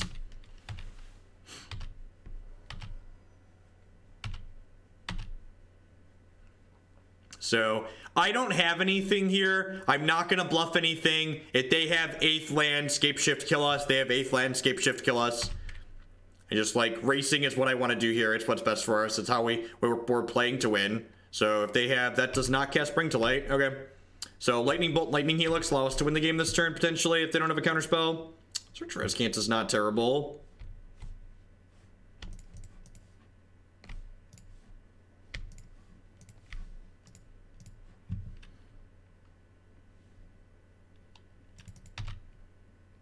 MTGO isn't a video game. It's a Magic simulation. I agree with that. That's a great way to put it. To be fair though, as someone who recently started playing Hearthstone, it's not particularly easy to follow what's going on in Hearthstone streams a lot of the time if you don't understand the game. Especially a lot of the bigger Hearthstone streamers, they don't really explain what they're doing and why or what cards do, because there's just so much going on, there's not time to do all of it. That being said, Hearthstone has excellent Twitch extensions that allow me to have mouse over text, which is great.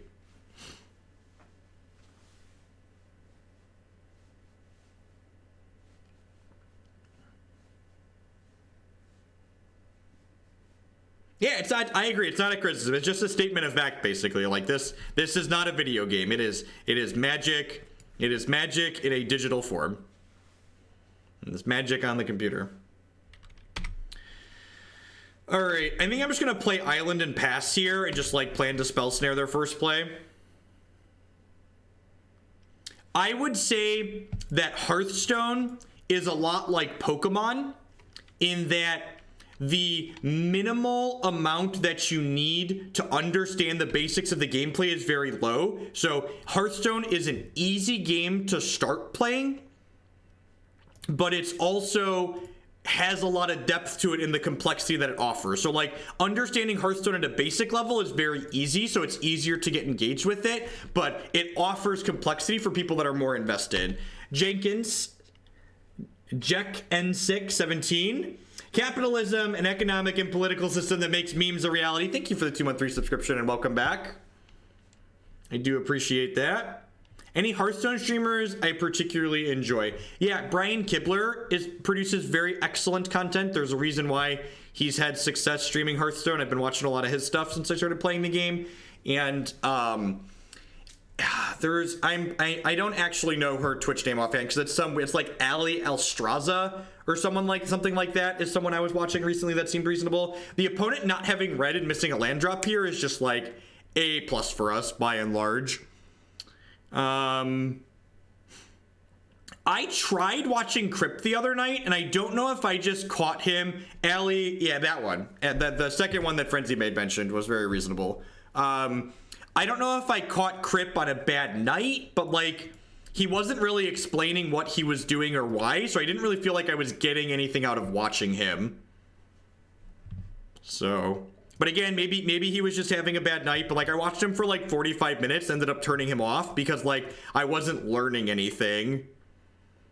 Nahiri is excellent, so I'm gonna bottom this, top this. And this is the type of game, we could win. If we get to slam, if we could slam this Nahiri next turn. So I didn't get to that, so I didn't get to flip my search this turn. So I should have stacked that better. Instead of scrying the other one to the bottom, I should have.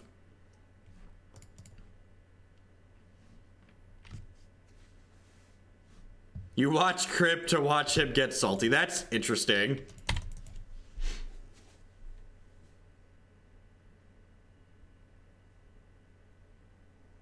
You watched Crypt for okay, I didn't know that. I didn't know that's why you watch Crypt. Yeah, I should have went to the for interrupting myself. I should have the card I scried to the bottom, I should have scried to the top so that way I could bin it and flip my search for Azcanta. There is in this matchup. Yeah, Path doesn't do anything. I left the Path in my hand because I wasn't thinking, because I was reading chat. The reason why I made the bad play is because I'm bad. For those that are just catching up, the reason why I made the bad play is because I'm bad. I had a majority of the Tempo Mage deck that I've been playing built for $5. I bought the Introduction to Hearthstone pack that they give you a discount on classic packs for $5, and I built a majority of the Tempo Mage deck. Thanks for Grixis Delver help. Nice, JW. Congrats. I'm glad you're having success here. Hopefully, this Nahiri, backed up by this Negate and the Snapcaster Mage, is going to win us this game here.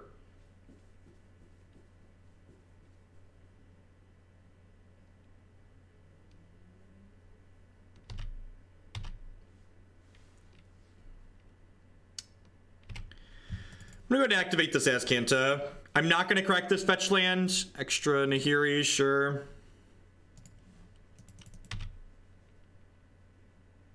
So I have Negate, Snap, Negate here.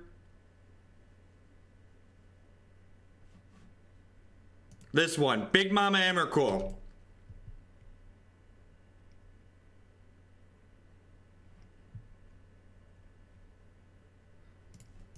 Stop it.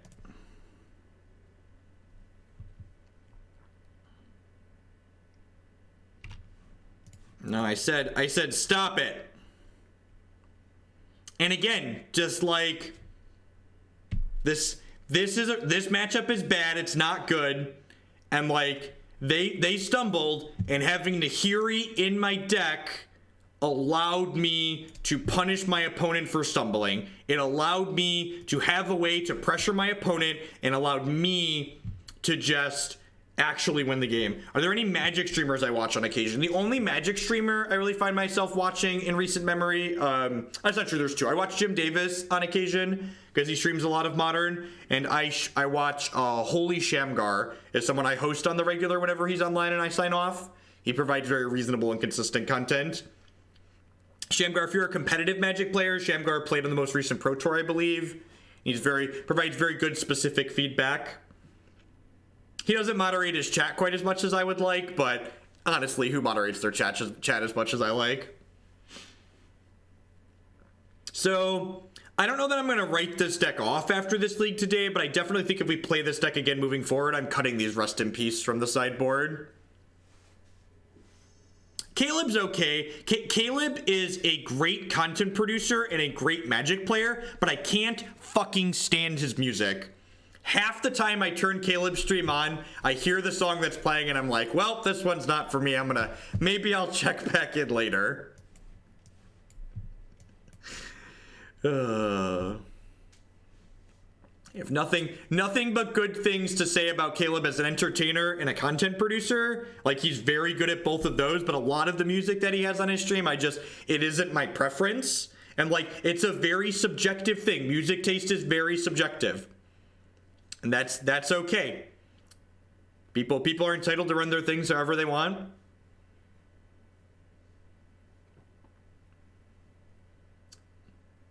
Where am I at on Blue-Red Prison? I think the Blue-Red Prison deck is fine. I'm not sure if it's a deck that I really want to play just because of the mental energy it takes to play it. We're going to stream it some more. It's towards the top of the donation queue, but I don't know that I really want to play it in an open.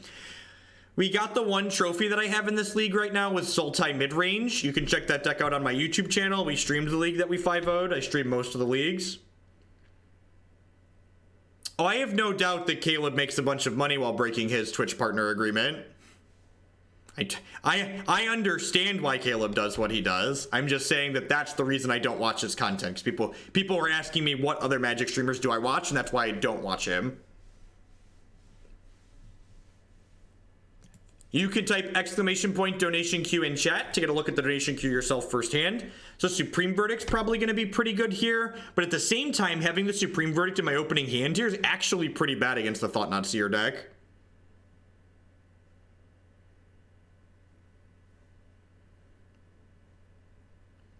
Have I tried Gwent? I've not tried Gwent.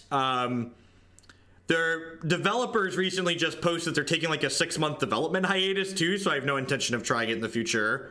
Yeah, SG Doc was great. He played a lot of limited, so I didn't watch him very often because I don't like limited. But whenever SG Doc played constructed, I was always watching because he is just a top quality in terms of like Magic play caliber and in terms of him being an entertainer. No, this is the fifth match in this league, actually. Ancient Tomb into Ancient Tomb. Yep. Yep. What type of music do I listen to? I listen to a lot of punk pop music. Paramore, Reliant K, Nickelback, lots of stuff like that. Lots of early 2000s, late 90s type stuff. I like a lot of good classic rock too, by and large. I try to be entertaining. Yeah, I don't mind Michael Jacobs. He plays a lot of limited too, though. So like those are people that I'm generally not watching because they don't play constructed. Like just like I only play constructed on my stream. I only watch. Look, Nickelback has a lot of classics, okay? People like to shit on Nickelback. Cut them some slack. Cut them some slack. I am much younger than I look, children. I am not as old as my hairline implies. I am not. I do like a lot of 80s rock, but I am not as old as my hairline implies. Creed is great. Yeah, Creed is excellent. Creed is great. Listened to a lot of Creed growing up too, definitely. Breaking Benjamin, a little bit of Eminem here and there. My range is pretty wide. Some 41 sounds great. Yep. Oh, we have a thing, right? Is it Pandora? You want to listen to my music? Click this link. This is a legal way for me to share my music with you. Click that link right there. That link is my Pandora station that has a lot of that. It's not safe for work. There's some Eminem and there's some swearing in there, but all right, we did, chat. We did.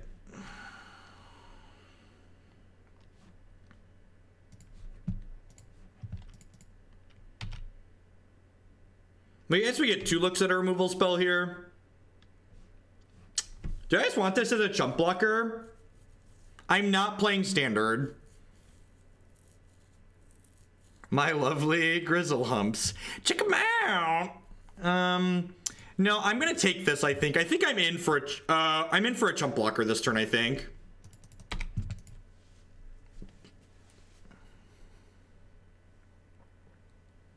For those wondering, I didn't play the Supreme Verdict because there's a Thalia here. I'm just gonna cut that question off at the pass. I didn't cast the Supreme Verdict because Thalia says I can't.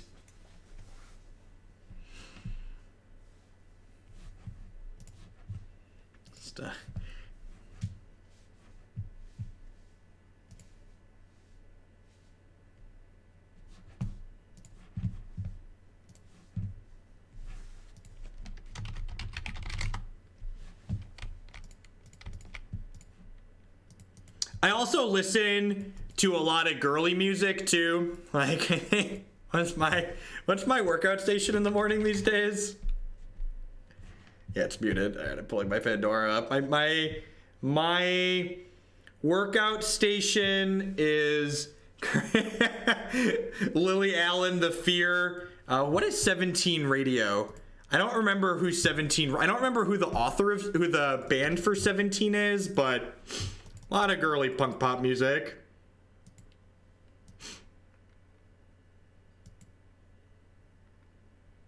Nope, the chat literally has not changed. The only thing that's changed is that my face is now under the chat.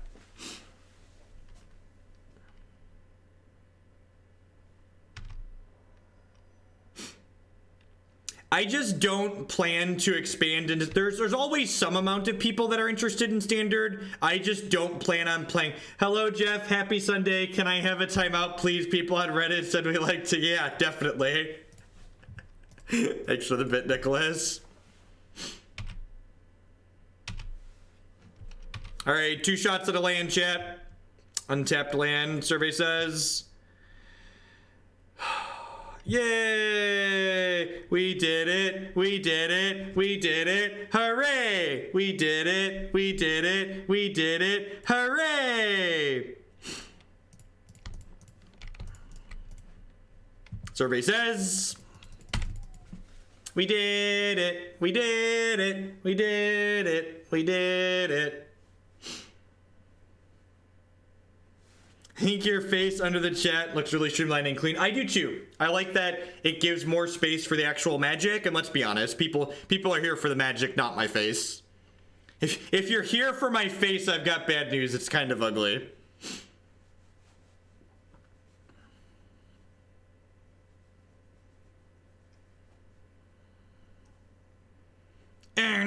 They're gonna wasteland us here. I hate to flip this over this turn, which is nice. Gives us an extra land. Would you like to put Mana Leak in the bin? I think I would. I think I just want more removal at this point. I'm gonna bin this Flooded Strand. Looking for bolts and helixes, of which we've drawn none so far. Ding. I'm gonna upkeep bolt this. I don't want to bolt it now because my opponent could have a Flicker Wisp off this file. I'm just here for the timeouts. God bless.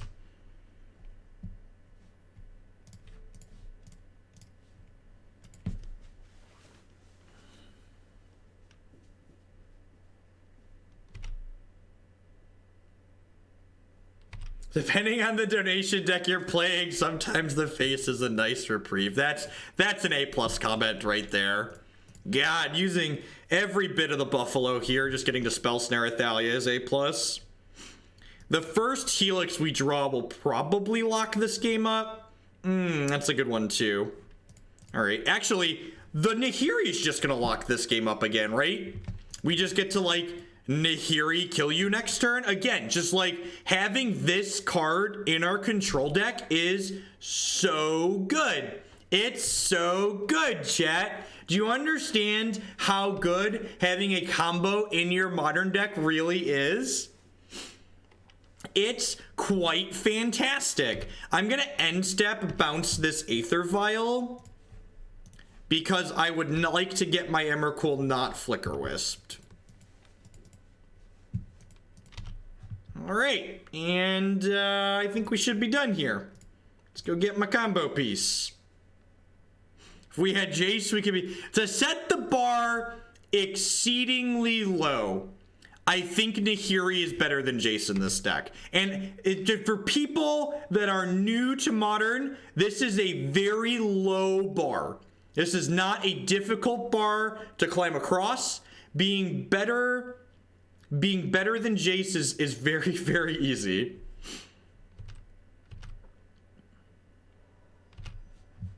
Yes, Nahiri in matches like this, she just read Suspend to win the game effectively is what she read, which is great. I will totally play a card that says Suspend to win the game in my deck. Why don't I prefer running Logic Knot instead of Mana Leak? Because Logic Knot is harder to cast consistently, and because I have Nahiri in my deck, I don't mind drawing Mana Leaks in the late game because Nahiri can just loot away Mana Leak. Generally speaking, a big reason to not play a card like Mana Leak is because it's a dead draw in the late game in your Path to Exile deck, but Nahiri lets you loot those cards away. Jace is worse in Modern than in Legacy because Modern is a very creature-based format. Legacy is a format that's very spell-based, so people generally aren't playing to the board, whereas in Modern, people have boards and they have pressures for your Jace the Mind Sculptor. If Zoo was a playable deck in Legacy, Jace wouldn't be very good in Legacy. But there's so many decks in Modern that are about getting on the board and being on the board that Jace is a card that doesn't impact the board. It has nothing to do with Force of Will. Force of Will is not the reason Jace... The lack of Force of Will is not the reason Jace isn't as good in Modern. The reason Jace isn't as good in Modern is because of the way the average deck plays to the board in Modern. Power level is format contextual. The power level of a given card in a given format, it differs based on the cards and the decks that see play in that format.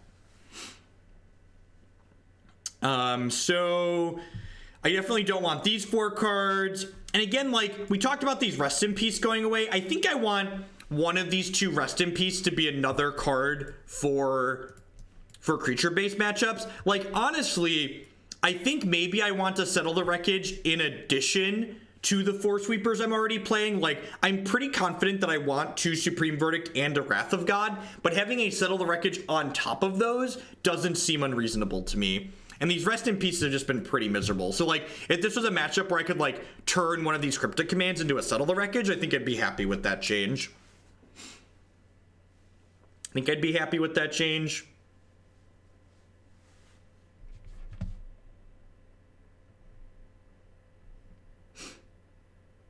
Yeah, I think so, Burgle. I might write a short couple paragraphs about why Jace isn't great. I think that's actually a good idea.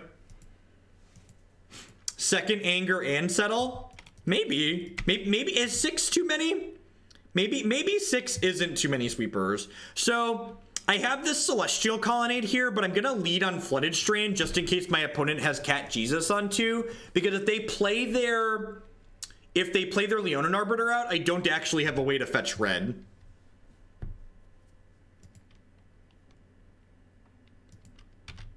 Do they not have another land? Well, that's really good for us.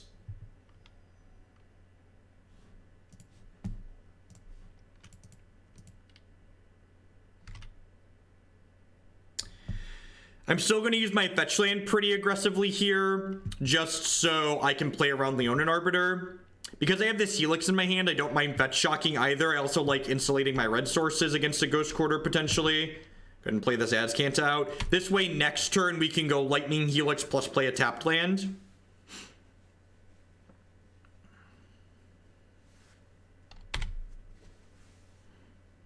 I am not taking donation deck lists for Standard. There's plenty of people that play Standard on stream.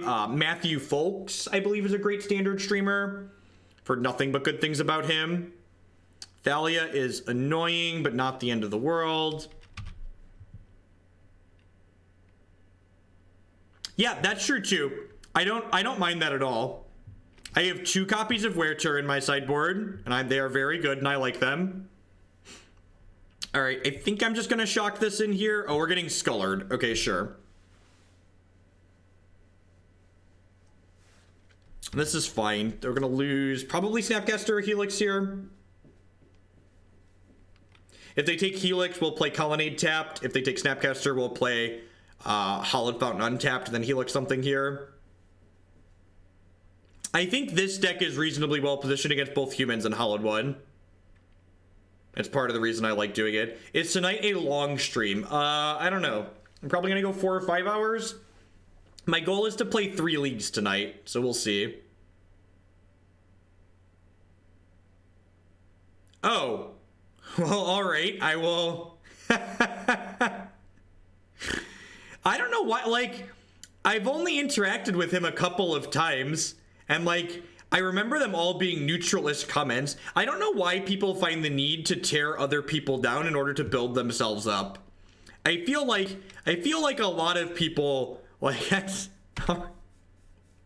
so weird to me. That's so strange.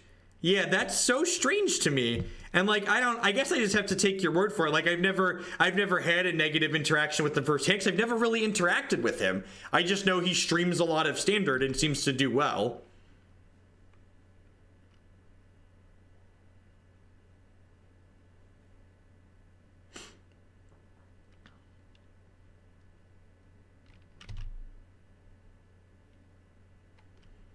I mean, you can have, it's okay to have opinions on things and like people or dislike people. I'm just kind of confused why that person would have an opinion about me, because I've never interacted with him.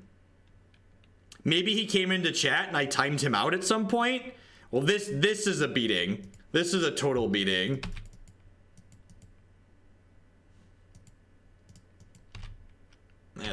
That's a bit rough for us.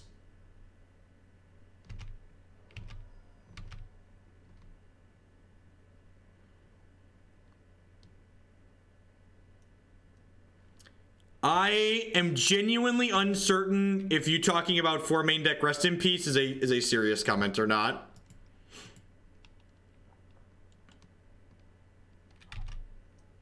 Oh, they've, we need Anger of the Gods right now, chat. Imagine if this was an Anger of the Gods.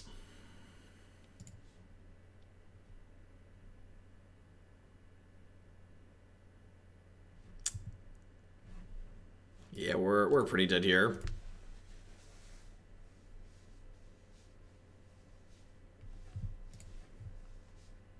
Hey, their hand was very good. I see why I was a little excited when they missed their land drop, but then their hand ended up being really strong. Back in the saddle again, Dingo Dingo, with the 3-month resubscription. I do appreciate that. A quarter of a year. Welcome, welcome, welcome back. Thank you for helping me do what I do here every day.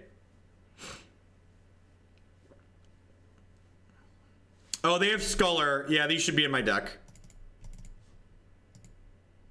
Yes, yep, you're right, Burgle. You're right. Completely agree. This is better than Cryptic Command.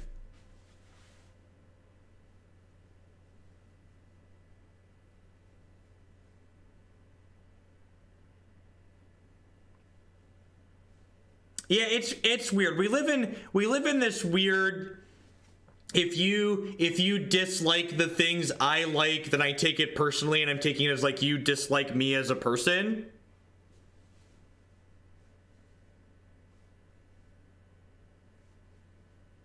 If I snapped Serum Visions, I was actually dead on board there because my opponent could use their Displacer to blink my Snapcaster Mage and put it back into play tapped. Damping Sphere comes in against Storm-based decks, Eggs, Tron, and we've not played those decks, so we've not boarded them in this league. It's like when you have Fulminator Mages in your sideboard and never play Tron or never play another control deck.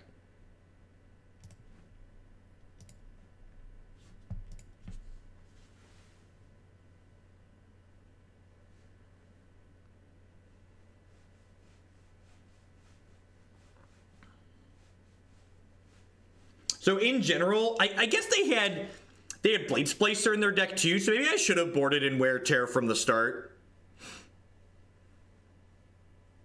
Maybe I should have boarded in Wear Tear from the start, because it kills the golems off of Blade Splicer. I don't like bringing in Wear Tear just to kill Aether Vial in a matchup like this, but if it kills their creatures too, I think it's worth bringing in. I think if you have a Detention Sphere, you'd bring it in a matchup like this, but I don't have a Detention Sphere in my sideboard, so obviously I can't bring it in.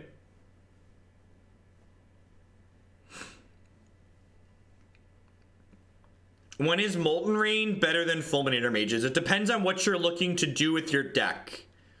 Like, a good example of Molten Rain being better than Fulminator is if you're an aggressive deck, because Molten Rain is also reach. Whereas Fulminator Mage tends to be better against control decks, so you can apply pressure with it. Molten Rain is better when you're Stone Raining your opponent right away most of the time. Whereas Fulminator Mage is better when you want to get in chip shots.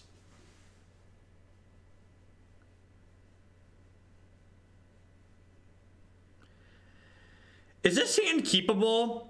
Can I keep this on the back of double Serum Visions? What do we think? I like Snapcaster Mage and Verdict are both pretty good here.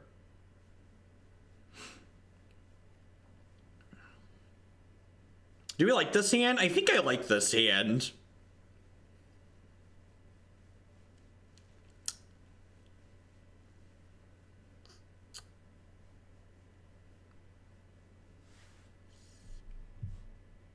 I think the second, like, this definitely isn't keepable with 1 Visions, but I think with 2 it's probably fine.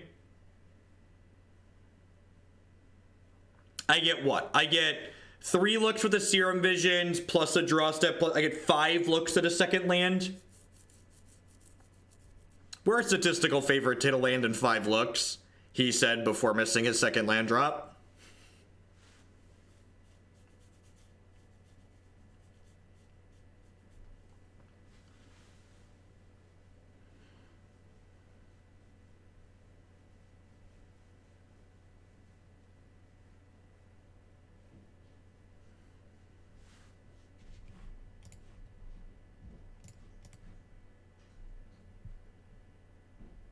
Okay, we're pretty obligated to keep Sulfur Falls here, even though it doesn't make white.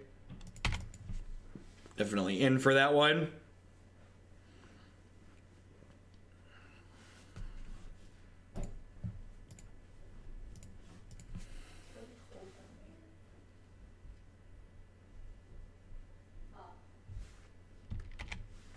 All right, so I'm gonna Serum Visions before I play the Sulfur Falls because we could draw Celestial Colonnade or a fetch land here.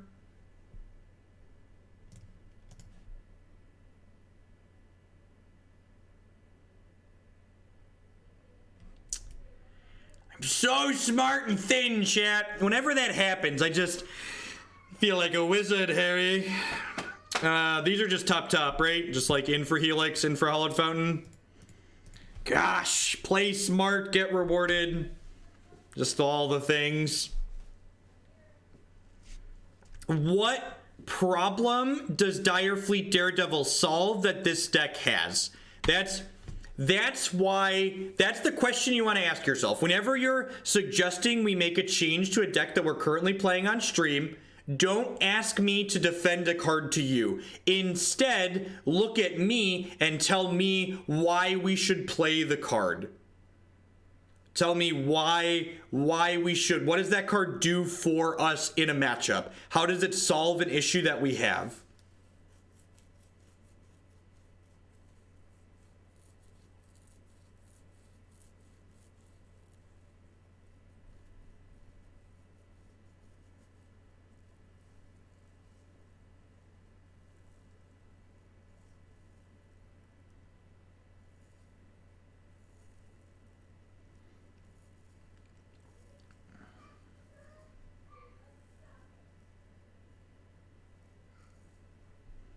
Yeah, I don't think I'm gonna snap Visions here. Yeah, the fact that they took Helix and I like know there's a land on top of my deck anyways, like we're drawing Helix this turn, so I'm just gonna plan to Helix this turn. Because I really don't want to lose my Snapcaster and my Helix to a Wasteland Strangler here, because apparently my opponent left Wasteland Strangler in against my Jeskai control deck. So like, I'm gonna do my best to not give them value off their Wasteland Strangler. I'm gonna do my darndest.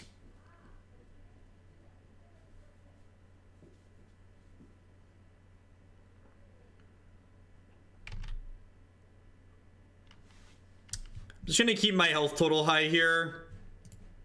Bolt this.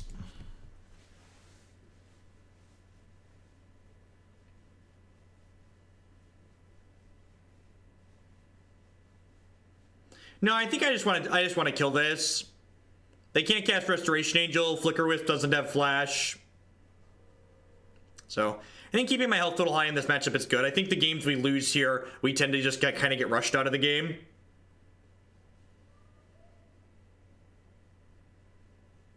Yeah, that's a fair assessment too. Like, for whatever reason they left it in, so we should play around it. If we can afford to play around it, let's play around it. Yo, we're getting Thought Not Seared here, which means we're losing the Supreme Verdict almost certainly. I guess they might take the Nahiri since we helixed them already.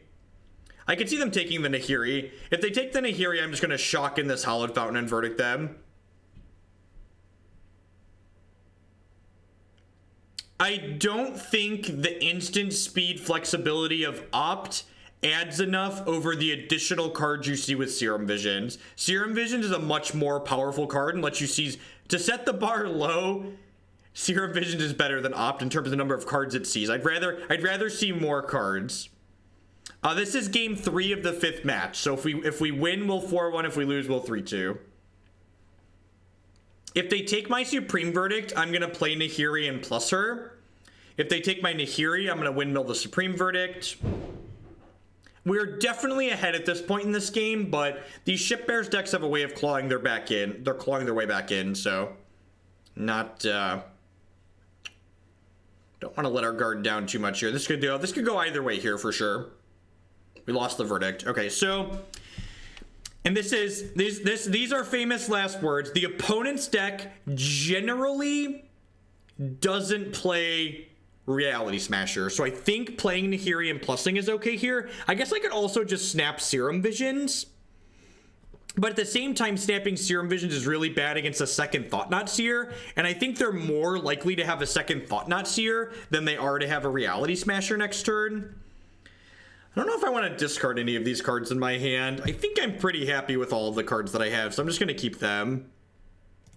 Now, I think the fact that they could have a second Thought Knot means I want to just get the Nahiri into play.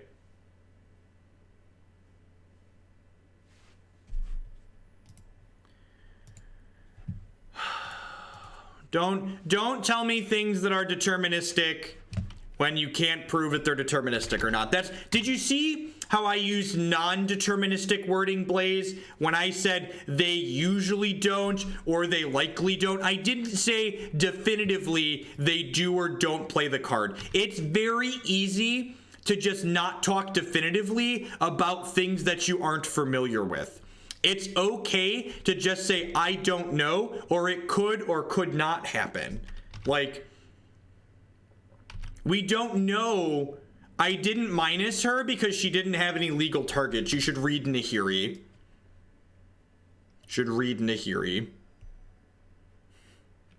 Reading the card explains the card. It's weird, strange, wild. What a wacky and wild concept.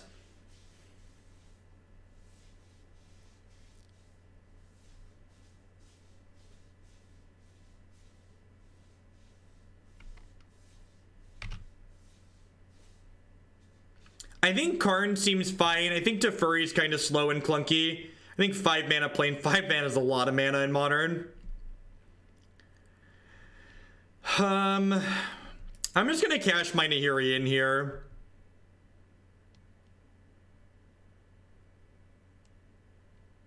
Having Twitch chat is cheating, right? I think I want to play around Restoration Angel here. Ooh, that's really good. So now I'm gonna bolt this, and then I'm gonna snap Serum Visions here and just like look for another Nahiri. Like super excited to snap Serum Visions here.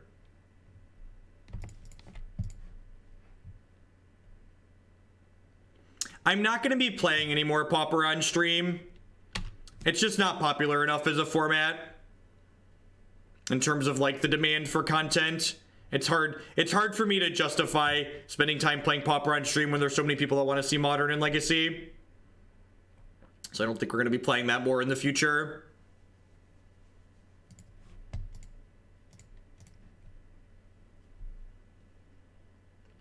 Wrath of God's a great pickup.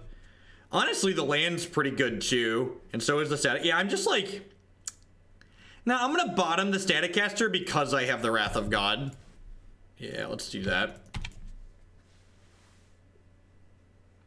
Yeah, push for just keeping in some number. Well, they have Ghost Quarter. Keeping in push when you have Ghost Quarters in your deck, maybe they just don't have any cards to sideboard in against us. I'd be very curious how they sideboard it, because they have a lot of cards in their deck right now that don't seem particularly good in this matchup.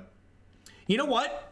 Maybe I was supposed to bottom the Sacred Foundry too, because I kind of just want to snap another Serum Visions here.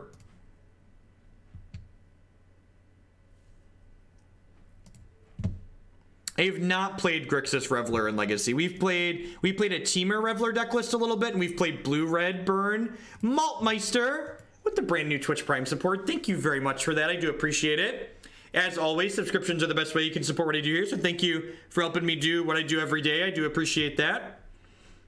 I think I'm just bottoming pretty aggressively here, just like looking for a Nahiri or a Gideon to help me close this game out. Their hand must just be a bunch of removal spells, right? Which is another reason not to fire up Celestial Colonnade.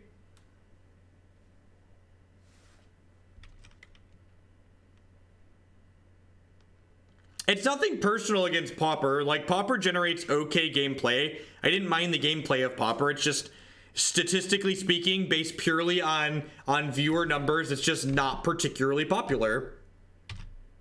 I gave it 2 chances on 2 different days, and neither of the days were particularly well received. If you enjoy Pauper, that's great. Magic's great because it's a lot of different things to a lot of different people.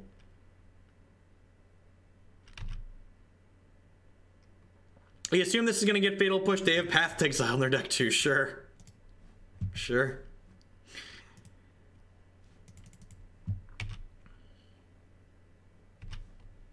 Look, I have 2 children. I can make jokes like that. Two children can make jokes like that.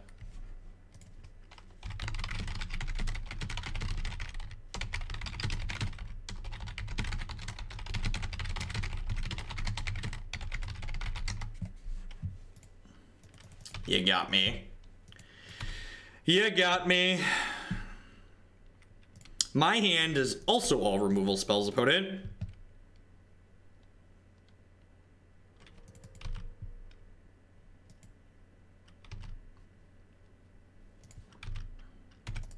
Streaming Magic. This is a Magic stream.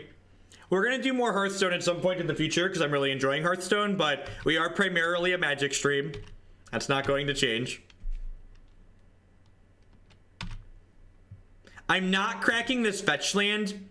Oh, actually I was going to say I'm not cracking the fetch land because the thinning's not significant and I bottomed cards, but the path actually shuffled the cards I'd bottomed back into my deck, so I should just crack it.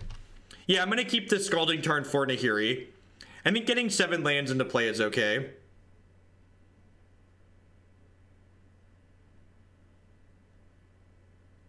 Yeah, so I wasn't fetching because I'd bottom cards, but I've actually already shuffled them back in. So I should be fetching to thin at this point and fetching to get my shock lands into play tapped.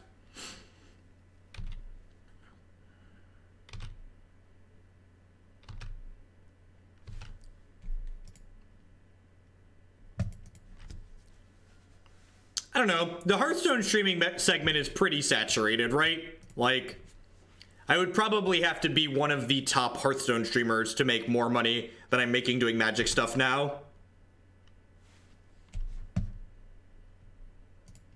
I'm not going to keep 2 lands in my hand, so I'm going to go ahead and play out this Scalding Tarn here and just hold the plains.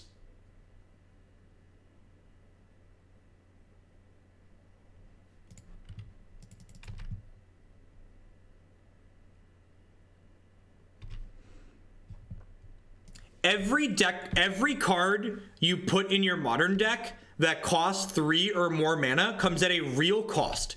Modern is often a fast and brutal format where you die before you can play all of the cards in your hand, and I'm electing to put 4 copies of Nahiri in my deck, which gives me a significant number of cards that cost 3 or more. This deck deals with Blood Moon with its 4 main deck copies of Nahiri the Harbinger. In fact, Nahiri is one of the things that makes this version of Jeskai this version of Jeskai is better against Blood Moon than literally every other version of Jeskai because you have 4 main deck answers. Fetch your plains aggressively, folks. Fetch your plains, down tick your Nahiri. If we win this game, and it's looking like we're a favorite for now, I think this will be 3 leagues in a row we 4-1'd with this. Yeah, and that's another thing to remember. Snapcaster Mage, even though it's in your 2 slot on your curve, it's actually a 3+ mana spell most of the time. You're snapping back at least a 1 mana spell. Yeah, actually, I think an Arid Mesa is reasonable. Like, how many Scalding Tarns am I on? I'm on 4 Tarns. Honestly, splitting them 4 Strand, 2 Tarn, 2 Mesa is probably worth trying. I think 4 Mesas is probably too many, just because you want your fetch lands in general to be able to get a lot of basic lands, and the fact that Arid Mesa only has 2 fetchable basics is kind of a downside. So I think splitting the Tarns 2 and 2 with Mesas is worth exploring. I think that's probably a fine thing to be doing. Yeah, 4 is too many, but splitting them 2 and 2 is something. I'm going to make that change after this league. We're going to make a couple changes. We're not going to play this deck list again tonight. We're going to play a couple different decks tonight like we always do, but I'm going to go ahead and do a wrap up and make some changes here based on the games that we've played so far.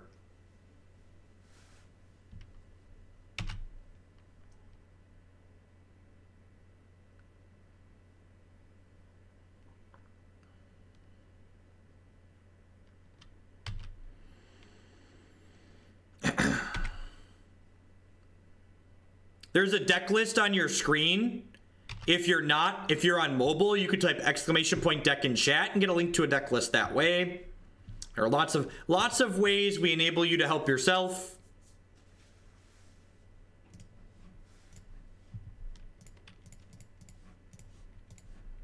Play Lad Chad here.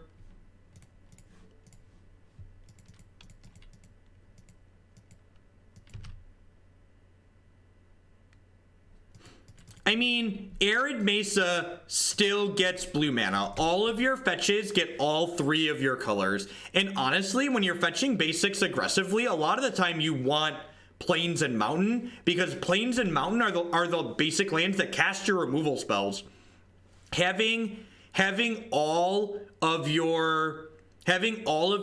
more fetch lands that fetch Plains and Mountain to cast your Lightning Helixes without taking extra damage is very, very good. Why are we still playing Magic? At some point, maybe you could have drawn out of this, but like, come on, there's 2 Planeswalkers on my side of the board. What are we doing here? To what end are we still playing this game, opponent?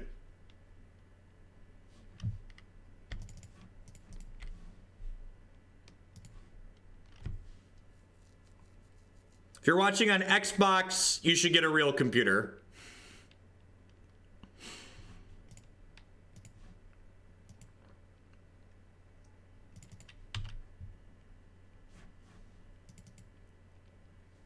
They're enjoying the stream. That's funny.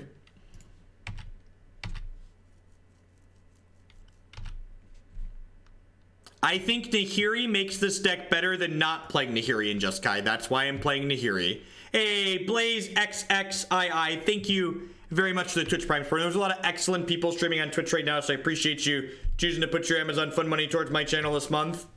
Thank you, thank you, thank you for that. I'm doing it during their upkeep, Burgle, because it's statistically correct to do it during their upkeep to play around the most things and make them use their mana on their turn.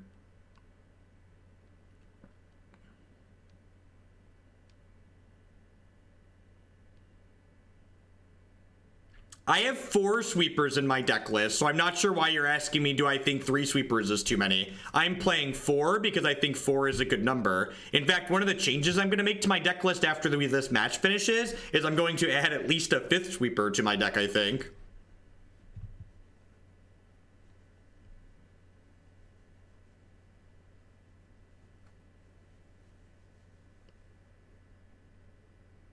These are the worst games. Just like, I'm sitting here and I've been talking to you all and articulating everything that I'm doing, and I finished with 9 more minutes on my clock than our opponent. All right, we 4-1'd again. We 4-1'd again. So what do I want to change? I think trying Arid Mesa in the mana base sounds reasonable. I think I am interested in splitting my Scalding Tarns 2 and 2. It's actually something I'd thought about previously, but hadn't actually changed. So that's a good suggestion. And then these Rest in Pieces can just get out of my sideboard. They've been really miserable. I'm going to put a Settle back in. I definitely want 3 Wrath of God types effects. We lost to Dredge. We lost to Dredge. I'm going to put a Ruined... Dredge is a very bad matchup for Jeskai. I think I want to do this. I think I could see this being okay. Another thing was that, like, Bring to Light Scapeshift was a match that we actually won, but our sideboard isn't particularly well-versed for it.